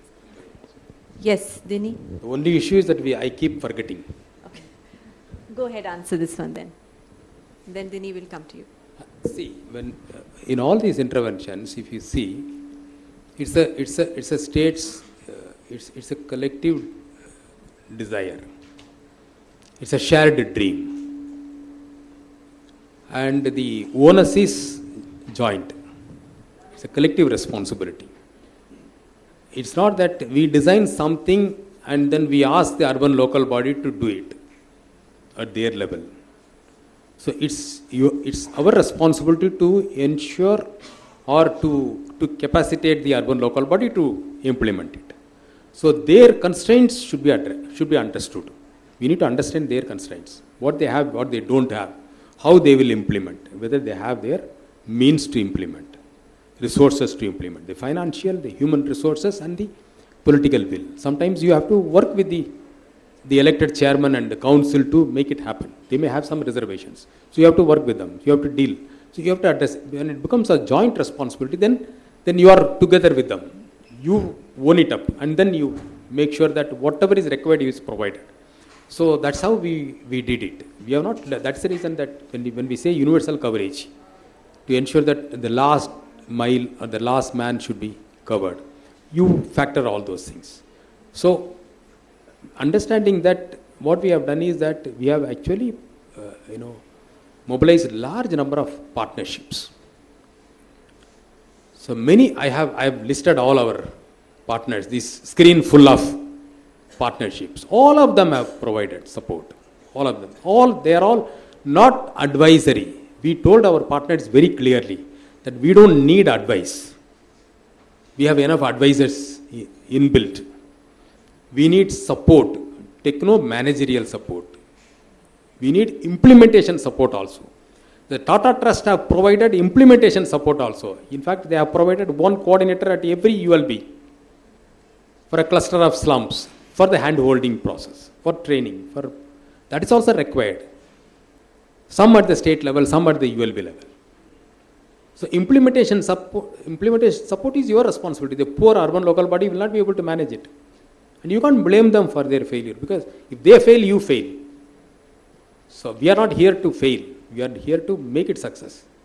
So whatever is required to make it happen, we have, we have contracted large number of professionals. At one point of time, I was having about 1,500 consultants working. And over and above, there was I need to talk about the internship program, TULIP. TULIP is an internship program introduced by Ministry of Housing and Urban Affairs, right? The graduates, postgraduates, internship, and 10,000 rupees or 15,000 rupees per month, you can engage for 3 to 6 months or less than a year. We leveraged it. It was a great source of human resource for us. So at some point of about 1,500, 2,000 interns, Government of India was shocked when I told that we have taken 2,000 interns, not at their cost, our cost. We only utilized that idea and their guideline, and then onboarded civil engineering graduates, management graduate, social work graduate, and put them in all ULBs. Every ULB was given an intern for implementing the grey water management. So train, but we had trained them, we invested on them. So now we trained a large number of the youth graduates in the urban governance. They are now available. And it's an investment for the state. When you are investing on your people, in your community, it's an investment on the state. They will stay back in the community. I may go away. The high-end consultants may go away. Today they are working here, tomorrow they will work in Assam. Janagraha is working in more than one state. They will move resources from here to another state. But if you invest in your community, self-help groups, transgender groups, slum dweller association, in your boys and girls working studying in your colleges, they are your assets. Invest on them, build their capacity. It's building your own. That's how we have done it. That support we have provided. Dini, over to you.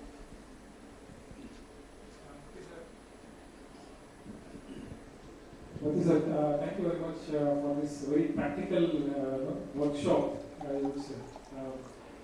What I want to know is, last one I was discussing various concepts, right? But typically when these don't work, we put a very fancy word saying political economy is not working, political will is not there. So what's your view on that? That's the first question. And the second thing is, in many of these things we talk about the market, the state and civil society. And in your experience, you actually have, if you look at the water supply thing, you have corporatized Watco Odisha, right? So in a way, can I say that market is a better model to work in such, because efficiency and other things comes in.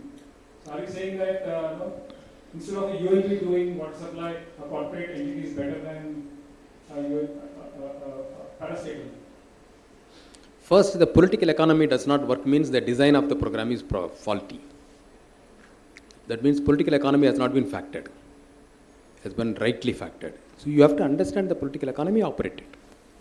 Design problem, that's what I would say. None of the programs we said political economy did not work. Because when we start the program, we make sure that failure is not an option. So how it would fail, what are the ways of failure we need to understand. And we have to design accordingly. That's what we have done it. Second thing is that corporatizing. Because earlier it was PHO, Public Health Engineering Organization, or so that it's a department. There is a chief engineer and chief engineer, super engineer, and away from the urban local body working, reporting to the minister or secretary minister, with least accountability to the public. So what we have done is, the ideal way is to transfer that responsibility to the urban local body. But capacity constraint is a major bottleneck. So for their normal work, they don't have capacity. For sanitation, they don't have a capacity. Street lighting, they don't have a capacity. And this water supply cannot be entrusted because already they are suffering from acute scarcity. So the better way is at least that department can be corporatized, so that professionalism can be brought in. Then you can improve it over a period of, and what we have done is that it's a via media, not complete. That parastatal has been made into a corporate entity, accountable, and then corporate governance, all those things will be applicable for them. And then that Watco signs agreement with the urban local body, because the funds go to urban local body thanks to Finance Commission grant. The Central Finance Commission grant goes directly to the urban local body, not to your parastatal organization. So the fund earmarked, the ring-fenced fund for water supply and sanitation goes to urban local body. If you have a parastatal, right, the parastatal has to request the urban local body to provide fund for taking up water supply works. So that is what we have done. You create a professional organization which would sign an agreement with the ULB. The ULB provides fund and the corporate is accountable to the ULB. So now we are leveraging, we are tapping that Central Finance Commission grant. That's how we have done. So funds don't come from budget. Budget, whatever is the gap that comes from the budget. Otherwise, major part is Central Finance Commission fund, where you have substantial funds for the water supply. The 15th Finance Commission has provided for 60% of the funds are tied only for sanitation and water supply. Again for wastewater management also comes under that. So your core functions can be given to the corporate and to run in a professional manner in case the urban local body will not be able to do. Yes. Go ahead. Did you have to change water pricing in order to fund the all the projects? Do you have to change water pricing to fund all the infrastructure? As I said, our journey has been progressive. So here I would like to point out that the first of all, the connections, only less than 30% were having the house connection. Number one, there was no concept of metering. The revenue collection was not a focus. These were the issues we started with. We went for universal coverage, 100% connection. Then we went for 100% metering, the connection. Then we onboarded the Jalsatis for facilitating the connection, and then meter reading. The periodical meter reading, billing, and then collection of the revenue. That has improved. Now the revenue collection from less than 30%, it has gone substantially, 70-80%. In many cases, it is 90% where drink from tap is implemented. So gradually we are moving. Now the revenue collection has gone up several times. Now it's time to go for tariff revision. Initially we have not gone for tariff revision.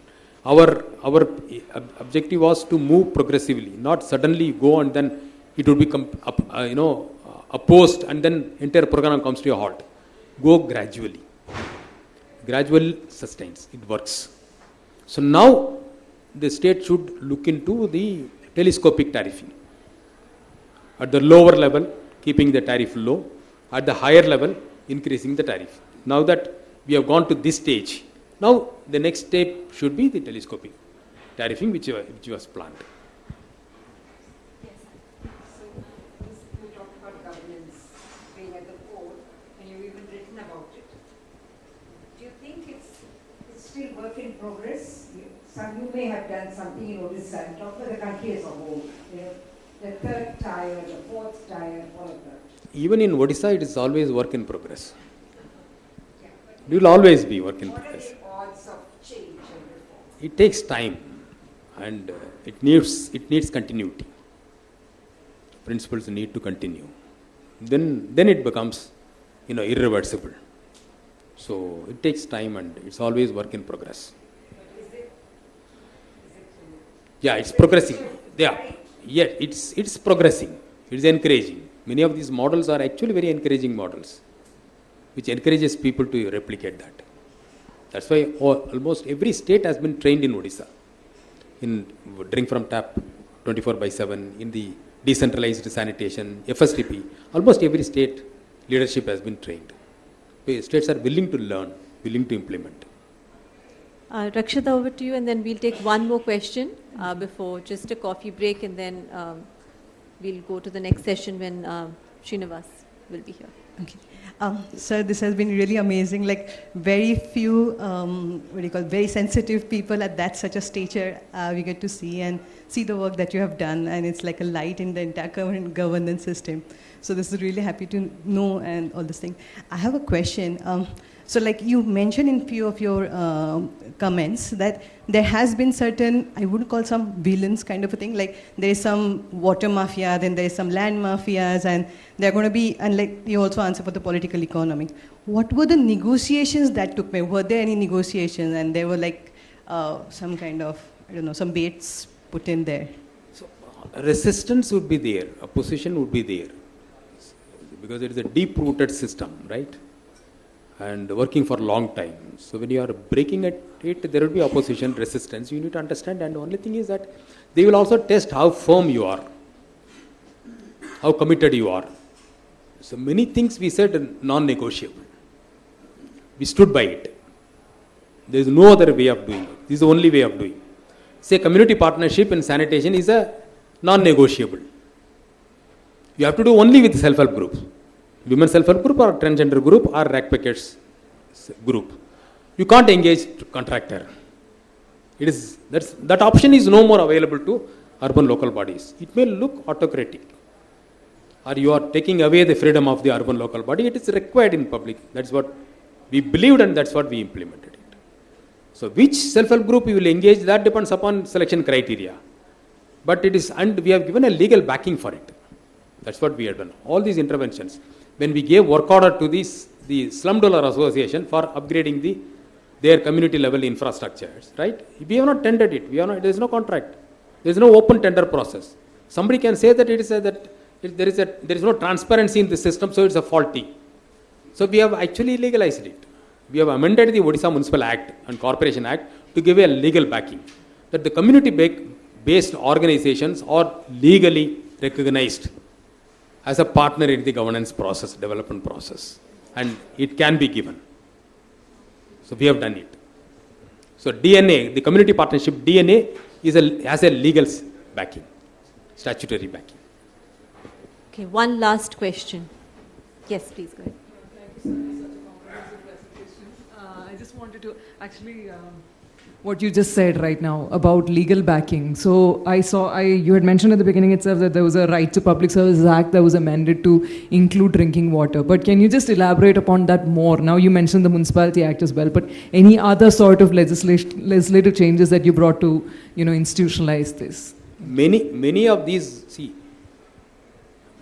these are the requirements which came up in the course of implementation. We never thought about it and then went ahead. We wanted to resolve the issue. We went ahead, implemented, and whatever obstacles came, whatever bottlenecks came, we started resolving it and moving ahead. That's what we did.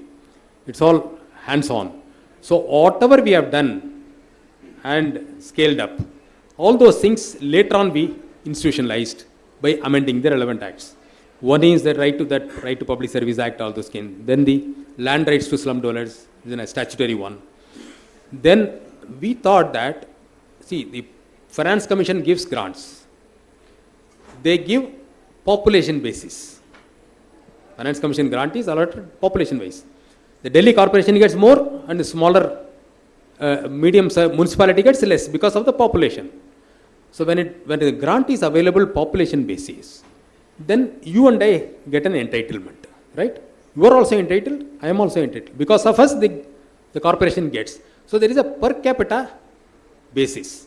So everybody gets an entitlement or right over the resources. So we thought that since Odisha has 25% of the population living in the slums, this is based on survey, 25% of the population lives in slums. Whether it is recognized, unrecognized, legal, illegal, but slum is a slum if they have the characteristics. So when 25% lives, then this 25% of the population has a right on 25% of the resources, proportionate. That legal amendment we have done. The slum dwellers have an entitlement over pro rata resources. So that needs to be allocated. So otherwise what will happen, you can upgrade the infrastructure today. Tomorrow who is going to maintain it, operate and maintain it? You need funds, and if the slums are deprived of it, tomorrow the next council is not allocating it. If they are allocating only to the well-off areas, then they will go back to slum. So now whatever we have declared, 28 cities in Odisha have been declared as slum-free because all the slums have been upgraded and made into livable habitats, denotified. These 28 cities are the only 28 cities in the entire country which do not have any slums. Slum-free. We have seen slum-free only as a political slogan, but we have implemented in reality in Odisha.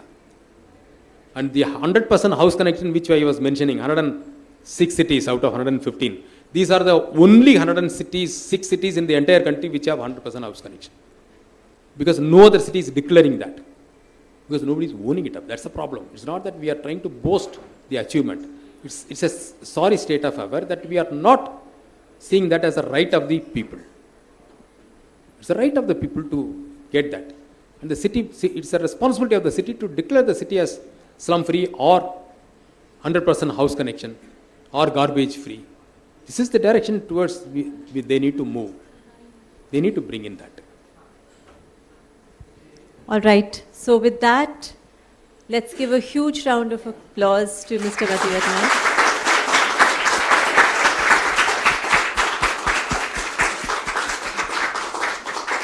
Thank you so much, sir. And we are going to actually continue the session because Mr. Srinivas is here already. So we are going to bring him in next to have another wonderful, power-packed and insightful session. So please hang on. We will try to get coffee to you as well. So. Thank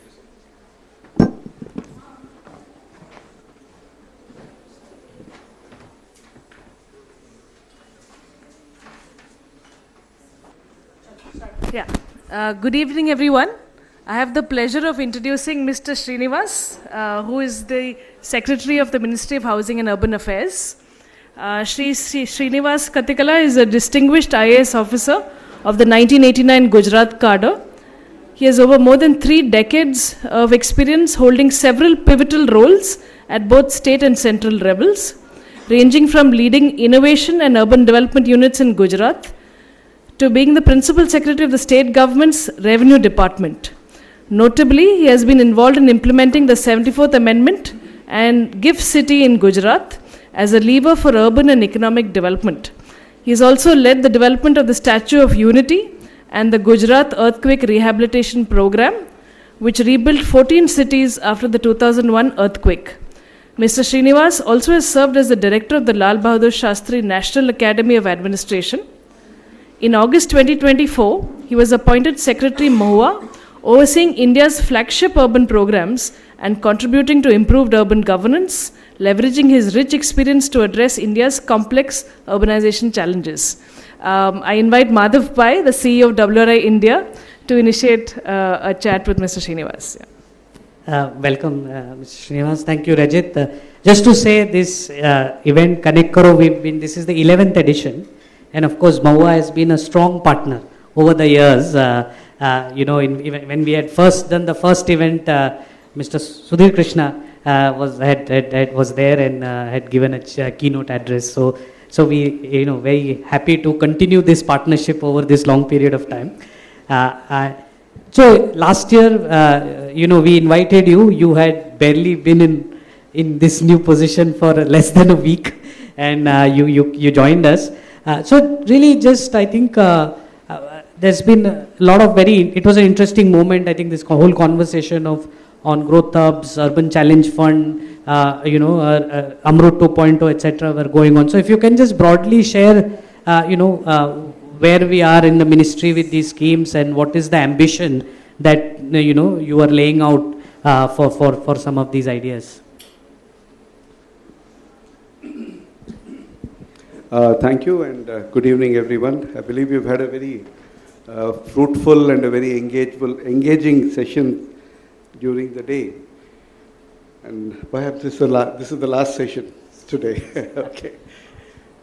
Well, I'm happy to be back with all of you. I always enjoyed interacting with WRI, reading many of your notes, many of your papers.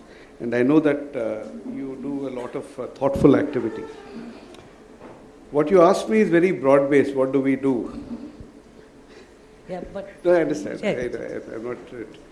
So, currently, I would like to say that in my own appreciation of where we stand and how we are going ahead, I would say that government is very, very conscious and very aware and is reacting in a very measured manner. It is not knee-jerk, it is not reactive, it is very measured, very systematic, and it is taking I would say, a whole of government and a whole of sector approach. I think that is a point I'd like to start with, and with about a year's experience in this department, I think I would be well qualified to assess this position.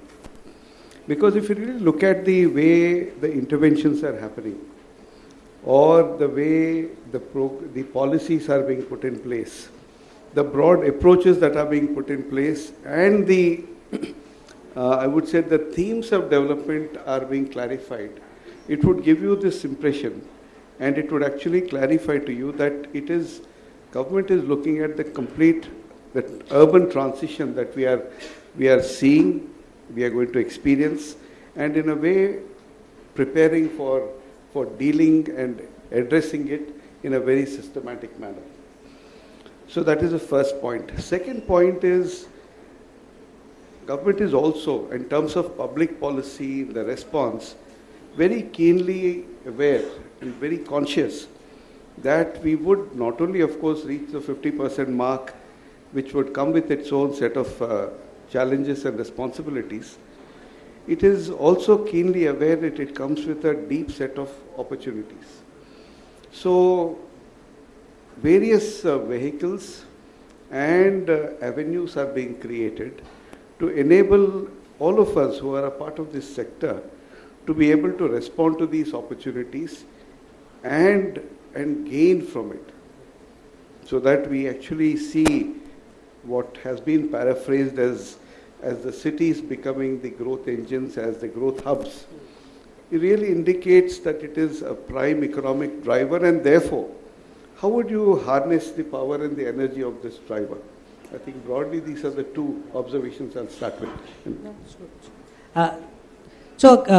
One broad sort of thought, and actually yesterday Tara ma'am was also here, and she talked a little bit about the Urban Challenge Fund and the participation from the private sector that is being called for. I think that's very exciting. I think that I would say is one of the first very measured, sort of thoughtful, because that there has always been the aspiration to do it, but it has not happened and it has never been called out like that. So, so maybe, I don't know if you can elaborate on sort of the thought process behind it, and whether, you know, I mean, are the multilateral banks, etc., excited to be a part of it? Would they be, so would they be willing to participate in that conversation? Yeah, you see, the Urban Challenge Fund again is one of those interesting, I would say, triggers that challenges a whole range of players in this. It's not just the private sector, which of course needs to mobilize, align with how public sector and particularly the urban local governments tend to work, but also get the urban local governments to understand how does the private enterprise work? What are the methods that you have to adopt in order to be able to deal with them in a responsible manner? What would give the private sector confidence to allow money to flow into you? And how do you ensure that the projects or the interventions that are then designed to enable this kind of a participation would therefore be sustainable and would pay back? Because the bottom line is payback and sustainability. The reason why you're harnessing private sector and private sector capital is also because, not just because there is a lot of capital on the other side, it's also because there's a lot of latent, untapped talent, managerial talent, that needs to be brought in and harnessed. So this enables this kind of a symbiosis to happen, and therefore this. Now, what are the steps that are being done? First, none of the assets, excepting the cash flows of the urban local bodies, are visible to anybody. It's one of those great conundrums, you know. Long back we used to say that, perhaps we continue to say that.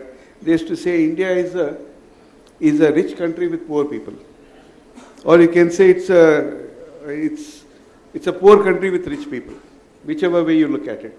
So urban areas also can be paraphrased and defined like this. These are rich areas with poor bottom lines.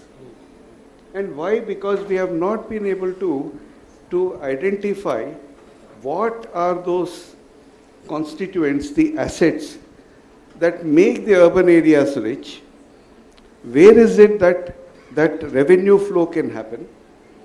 How can you extract cash out of it? And how can you enable people who have the competence to make this valuable economic transaction happen, function within that? I'll give you a small example. Now, every city has a large number of, let us say, stadia, public grounds. These are huge assets. But none of them are ever extracted for the economic value that they potentially represent. Imagine if there was a private entity who was owning a stadium in the heart of a city. How much of economic value would they make it sweat? It doesn't happen on the public side. So these are the assets that are currently available with the entire urban local system that need to be made visible, that need to be made, a value needs to be placed in front of them, saying that, okay, this tentatively represents a value of this, and then look at engagement opportunities. So in order for all of that to happen, we have started engaging with the urban local ecosystem to start creation of the asset registers. There is a senior colleague of mine who is actually reaching out, enabling them, putting in place, even sensitizing them about what is an asset, how do you value an asset, how do you engage that asset and put it in play. Because traditionally, we have, in my view, taken a very short-term view of trying to sell an asset, which is not a good thing to do, because that asset represents a public welfare value that needs to be invested in it for a much longer period. But it can be sweated for its economic value in the short term. So how can you make this play happen? The second thing that we have started doing, and last month, we've had a large gathering, and all the 100 special purpose vehicles that were set up under the Smart Cities program were invited for a day-long conference. And we had a very frank conversation, and we are encouraging them to repurpose, encouraging them to start delivering services, because it represents a huge managerial talent that has been nurtured over the last 7 to 8 years. And it is not a small achievement. That itself is a significant achievement. If I were to put a number, it will make you happy. There are close to 5,000 professionals who have been a part of these 100 special purpose vehicles. And what a shame it would be if you allow that to dissipate. After having taken the trouble of creating these institutions, going through the legal processes, bringing them on to managerial kind of positions, putting in place administrative processes, enabling them to engage with the ecosystem, which is otherwise very complex, which is the city ecosystem, and then allow all of it to be filtered away.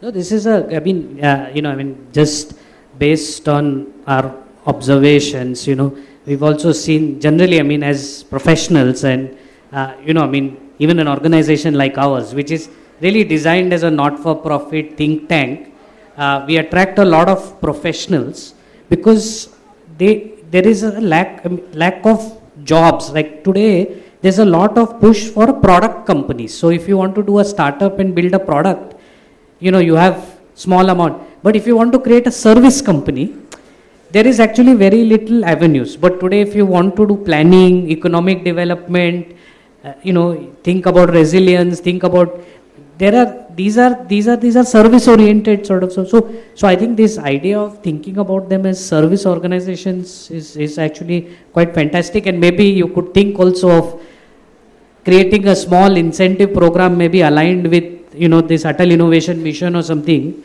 that could help actually young professionals also get training and other things. So just a thought. But I'm happy to help on the capacity building front of some of these things also. But it also, yesterday we were having a conversation on this and it emerged. So this idea of this, losing this is of course will be very bad, but also actually this is a dire need. And I think it's a great sort of step that.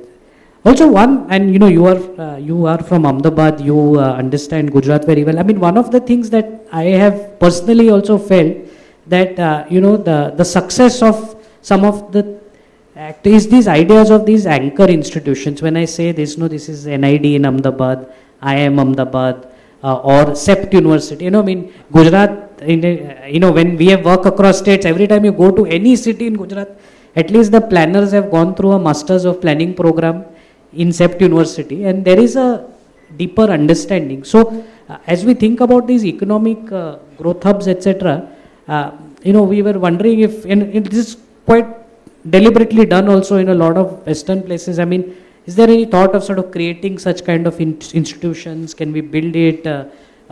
What would be your reflection? And I mean, and you've now done things like the Earthquake Institution, whether it's Gift City. So, I mean, any thoughts on that? Any reflections? Do you think that's something that could be created at a state level? You're absolutely right. You see, and we're all aware of it, maybe intuitively or consciously, or having participated in it.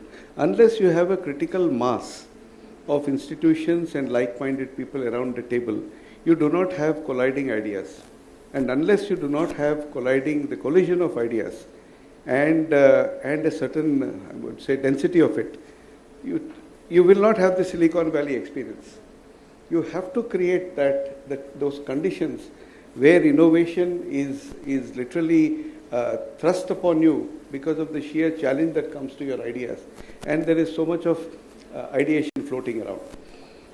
In that spirit, in the last 1 year, we have been creating an urban knowledge net within at least the government ecosystem. And we have been working very hard on it. In fact, I must tell you, since you asked me, I'm just mentioning, yesterday, that was the last meeting I had. We sat for 2.5 hours on just discussing how do you innovate institutional formatting. What should be the structure of an institution that is virtually dispersed and yet includes capacities, understanding, knowledge, experience, insights.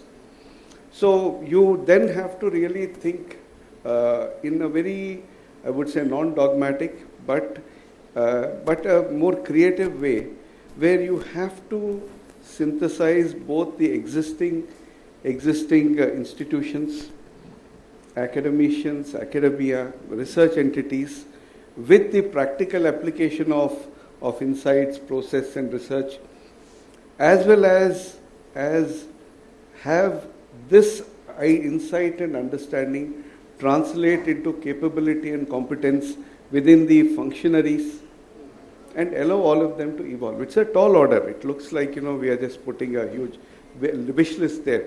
But if I may just quickly list out what we were talking about. Ever since the 60s, we have a bunch of institutions called the regional centers. Some of you might be aware, RCUES. Now, they have traditionally trained a whole lot of urban local functionaries. So there is this regional center in Lucknow, there is this regional center in Hyderabad. Each one caters to the needs of various states that have been connected to each of those. Last year, the central government supported the evolution of 4 centers of excellence with substantial grants. Capital grants were given, large amounts actually, 250 crores to each center of excellence. In addition to that, the ministry, through each of its activities, carries out a huge amount of support for research and applied research.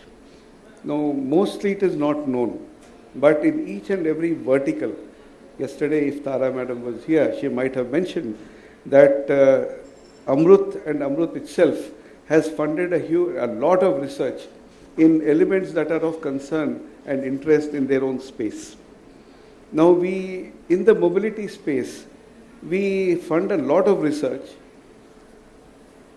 across the entire academia, various IITs, various engineering colleges, etc., almost on a challenge basis. And all this research is evaluated. But frankly, what does not happen In fact, there's another institution I should speak about before I go to the other one, is we have this organization called the BMTPC, the Building Materials Technology Promotion Council. As a part of their activity during the COVID, post-COVID years, 6 lighthouse projects were taken up, where technologies were put out and they were tested. It works very closely with CBRI in Roorkee, where some of the state-of-the-art facilities are being set up and tested, fully funded by the ministry. But what needs to be done, and this is the direction in which we are going, is that all this research, all this intervention, all this innovation needs to be institutionalized, because it is not enough for one flash in the pan to make us happy somewhere and then say that, okay, you know what, something happened very good there, and say, okay, there is this model, that model. No, it should be a national model. So how does that happen? When each and every one tends to inform the other, share with the other. So for instance, we have just set up a center for, it's not yet full-fledged, but we have started it. We have started funding the emergence of a center of mobility in the Indian Institute of Science.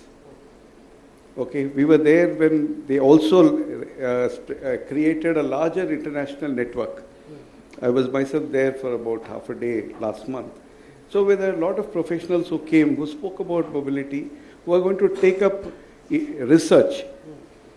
Now when you fund research, the output of that research should become the input for academia, should become input for professional courses, it should become input for syllabus, it should become input finally for consideration of organizations like AICTE. This value chain or this chain does not happen. And if the AICTE does not prescribe a particular syllabus, we will never get the professional we want, who we can directly hire. So we will get somebody who can be potentially trained to do the job in a few years. So therefore, these are the various gaps that need to be filled, and currently that knowledge network that we are talking about is trying to plug these gaps, connect this entire cycle, so that the entire chain of causation, if I may say, or let us say a chain of positive action, if we put it differently, is all put together, so that you are addressing all of it and it becomes visible to all the stakeholders. Now, how to make visible is a big challenge. So we are currently debating what is the right way of making all of this visible. That's fantastic. Also, you had, I remember, set up some working groups to get, maybe if you can share also with them what, if 1 or 2 ideas of the working groups that are working on, so that, you know, as you are trying to synthesize knowledge from across the country to help with sort of, you know, almost thinking about these more complicated issues that, you know, we are dealing with our urbanization. See, the whole idea of a working group was to get professionals and experienced people to come and share their experience, because most of knowledge about the urban sector in India at least is knowledge we have learnt on the job, either working on the government side or on the consulting side or whatever. So we needed to put together some groups of people, and a lot of it actually, a lot of the insights that have come are already a part of many of our programs. So we frankly, I'm slightly, you can say that I'm not a very patient man. so the usual methodology of government to set up a working group, then the report is presented, then you have another group that will read that report, then finally that report will be made, you know, there is a précis made of it. No, we don't have patience for that. We have already started implementing it. So by and large, most of the job of the working group is done. So they have presented, we participated. We didn't wait for them. Mr. Mathi Vathanan was one of the members of one of the groups. Some of you might have been there too. So even as we were interacting, even as the working groups were evolving their thoughts, I have personally spent joined them on 2 of their meetings each, even as they were evolving their thoughts, so that we were able to absorb but also give our thoughts. So that what came out was a kind of a considered response to whatever were the needs. So a lot of this has already been inputted. Just So I know you're also short of time, so one or two last questions. Anything you're very excited about in the next 3 to 5 years that you're working on? No, honestly, it's a very exciting sector because you can see things happen every day. So if you say that I'm excited about this, it means you are very short-sighted. You're not seeing the large picture. I think there's a lot of optimism, and there's a lot going on in this sector. And frankly, what I'm really seeking to see is to be able to communicate, and this is where I would request all of you to really reflect on it, because I believe our sector represents a huge range of economic and livelihood opportunities. Okay? Unfortunately, we have not been able to paraphrase or identify and articulate each and every one of them as a business case, or a use case, or an economic case, or a job case. If we can do that, then I think there is the demographic dividend that is available for us, and who are absolutely raring to go, who are extremely innovative, willing to work, would then respond. Today there is a small gap, huge gap actually, not a small, there's a huge chasm to be leaped between what is possible and what is presented. Because the youngsters, the young generation or the next generation, including all those who are in the colleges, etc., including the, let us say, even the planning institutions, perhaps are not seeing for themselves an opportunity of becoming either a job provider or a service provider or a product provider, as you rightly mentioned. So I think this is, if we are able to transcend this gap, then the whole sector will explode, because there are myriad opportunities, and there are any number of them. In fact, a couple of days back, I was with another convention in NAREDCO, and I did tell all of them that all of you are entrepreneurs who are used to dealing with money. You know how to make money work. You know how to make money talk. Why are you thinking of only housing? Why don't you take up utilities? Why don't you take up last mile services? Why don't you take up the entire range of business activity that happens in an urban area, urban space? And why don't you invest your entrepreneurial energy there? Now, I would have a similar thing to tell each and every one of the stakeholders, because there is a huge amount of opportunity. What it needs is a response of enterprise and I think a little bit of capital. Money is really not the problem. It is really the entrepreneurship and the willing, and in fact it's much deeper. It is the lack of awareness of how there is a use case, how there is some value added product or a value added service to be provided. If that is conveyed to the PA, the entire ecosystem, then I think we have a lot of magic going on. Just one last question, and I mean, just your thoughts on this. You talked a little bit about saying that money is not a problem. We also always hear that there are not enough bankable projects.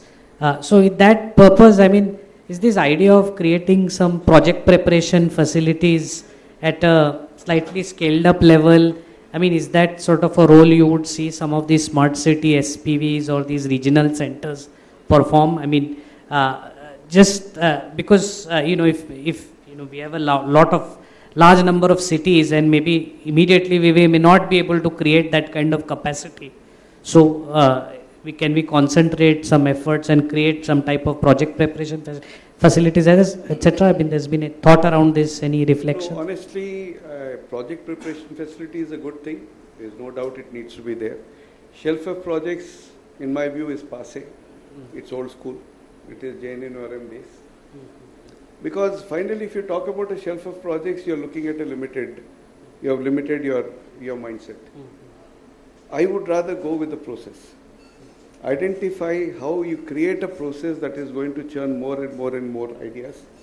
Not just have one set of shelf of projects which will chase a limited amount of money, and then at the end of of consumption of a certain amount of time, you turn around and say, okay, we've completed a shelf of projects, you pat your back. But that's not enough. There's much more that needs to be done. And these areas require huge amounts of investment. Sometimes the projects are of such nature that perhaps one project can consume all the money we have.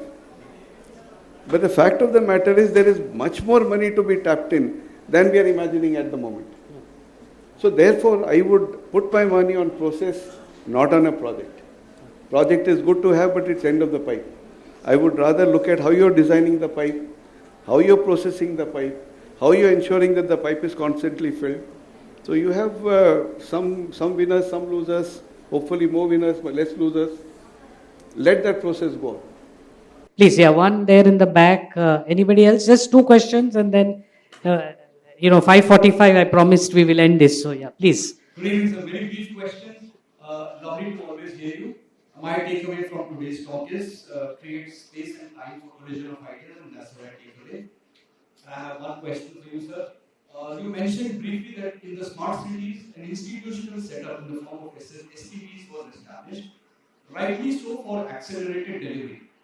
Now that the mission is over and it's 10 years down the line, what is the plan for integration of those SPVs into the local governments under MoHUA? No, that's precisely what I was talking about. There was a time when there was a lot of confusion. What is the... No, please sit, please be comfortable. What is the future for these SPVs? Are they going to slowly die a natural death? Or what will happen, and so on and so forth. Even the state governments were also wondering what was going on. A couple of months back, my minister took a national meeting. We had all of them on board, and he spent close to 2 hours. There was a deep conversation with all of them, and thereafter the ministry wrote to all the states suggesting and recommending that these institutions should be preserved and repurposed. When the smart city mission was designed, of course, this was a vehicle meant for the smart city. I believe that in the repurposing, one should not limit it by geography. We are visualizing, and even in our recent subsequent meeting that we had, we have been asking them to visualize themselves as representing talent and insight into the urban ecosystem of that particular area, not just a limited city. So I imagine, therefore, that these 100 smart cities, the SPVs, represent 100 points of focal and highly intensified knowledge that can be shared with the broader geography there. So that is how we are looking at it. But as I said, it is a process. We are encouraging them to deliver this kind of a service. And in the process, as Mr. Pai mentioned, in case they are looking at creating shelves, looking at how do you attract investment. For instance, one of the small things we are doing, because there is not so much time and I didn't want to really bore you with too much of a detail. One of the innovations that we are pursuing very actively is how do you repurpose HUDCO into becoming an investment window into the cities. So in many places, HUDCO is already doing that. Frankly, you just imagine the power of having one window to go and talk to. Let us say I'm an entrepreneur or I'm an investor. I'm interested in investing in, let us say, Jodhpur. I go to Jodhpur and I say, who do I talk to? Do I talk to the commissioner? Do I talk to the collector? Do I talk to this or do I talk to that? And who has, so to say, a kind of a mandate to at least hear what I have to say? And then say, all right, you know what, it sounds good what you're saying, but it appears to me that it might be better if you were to also have this conversation to 1, 2, 3, 4 people. So therefore, HUDCO is now being promoted and repurposed partly as an important inward attracting investment arm of the urban sector of the country.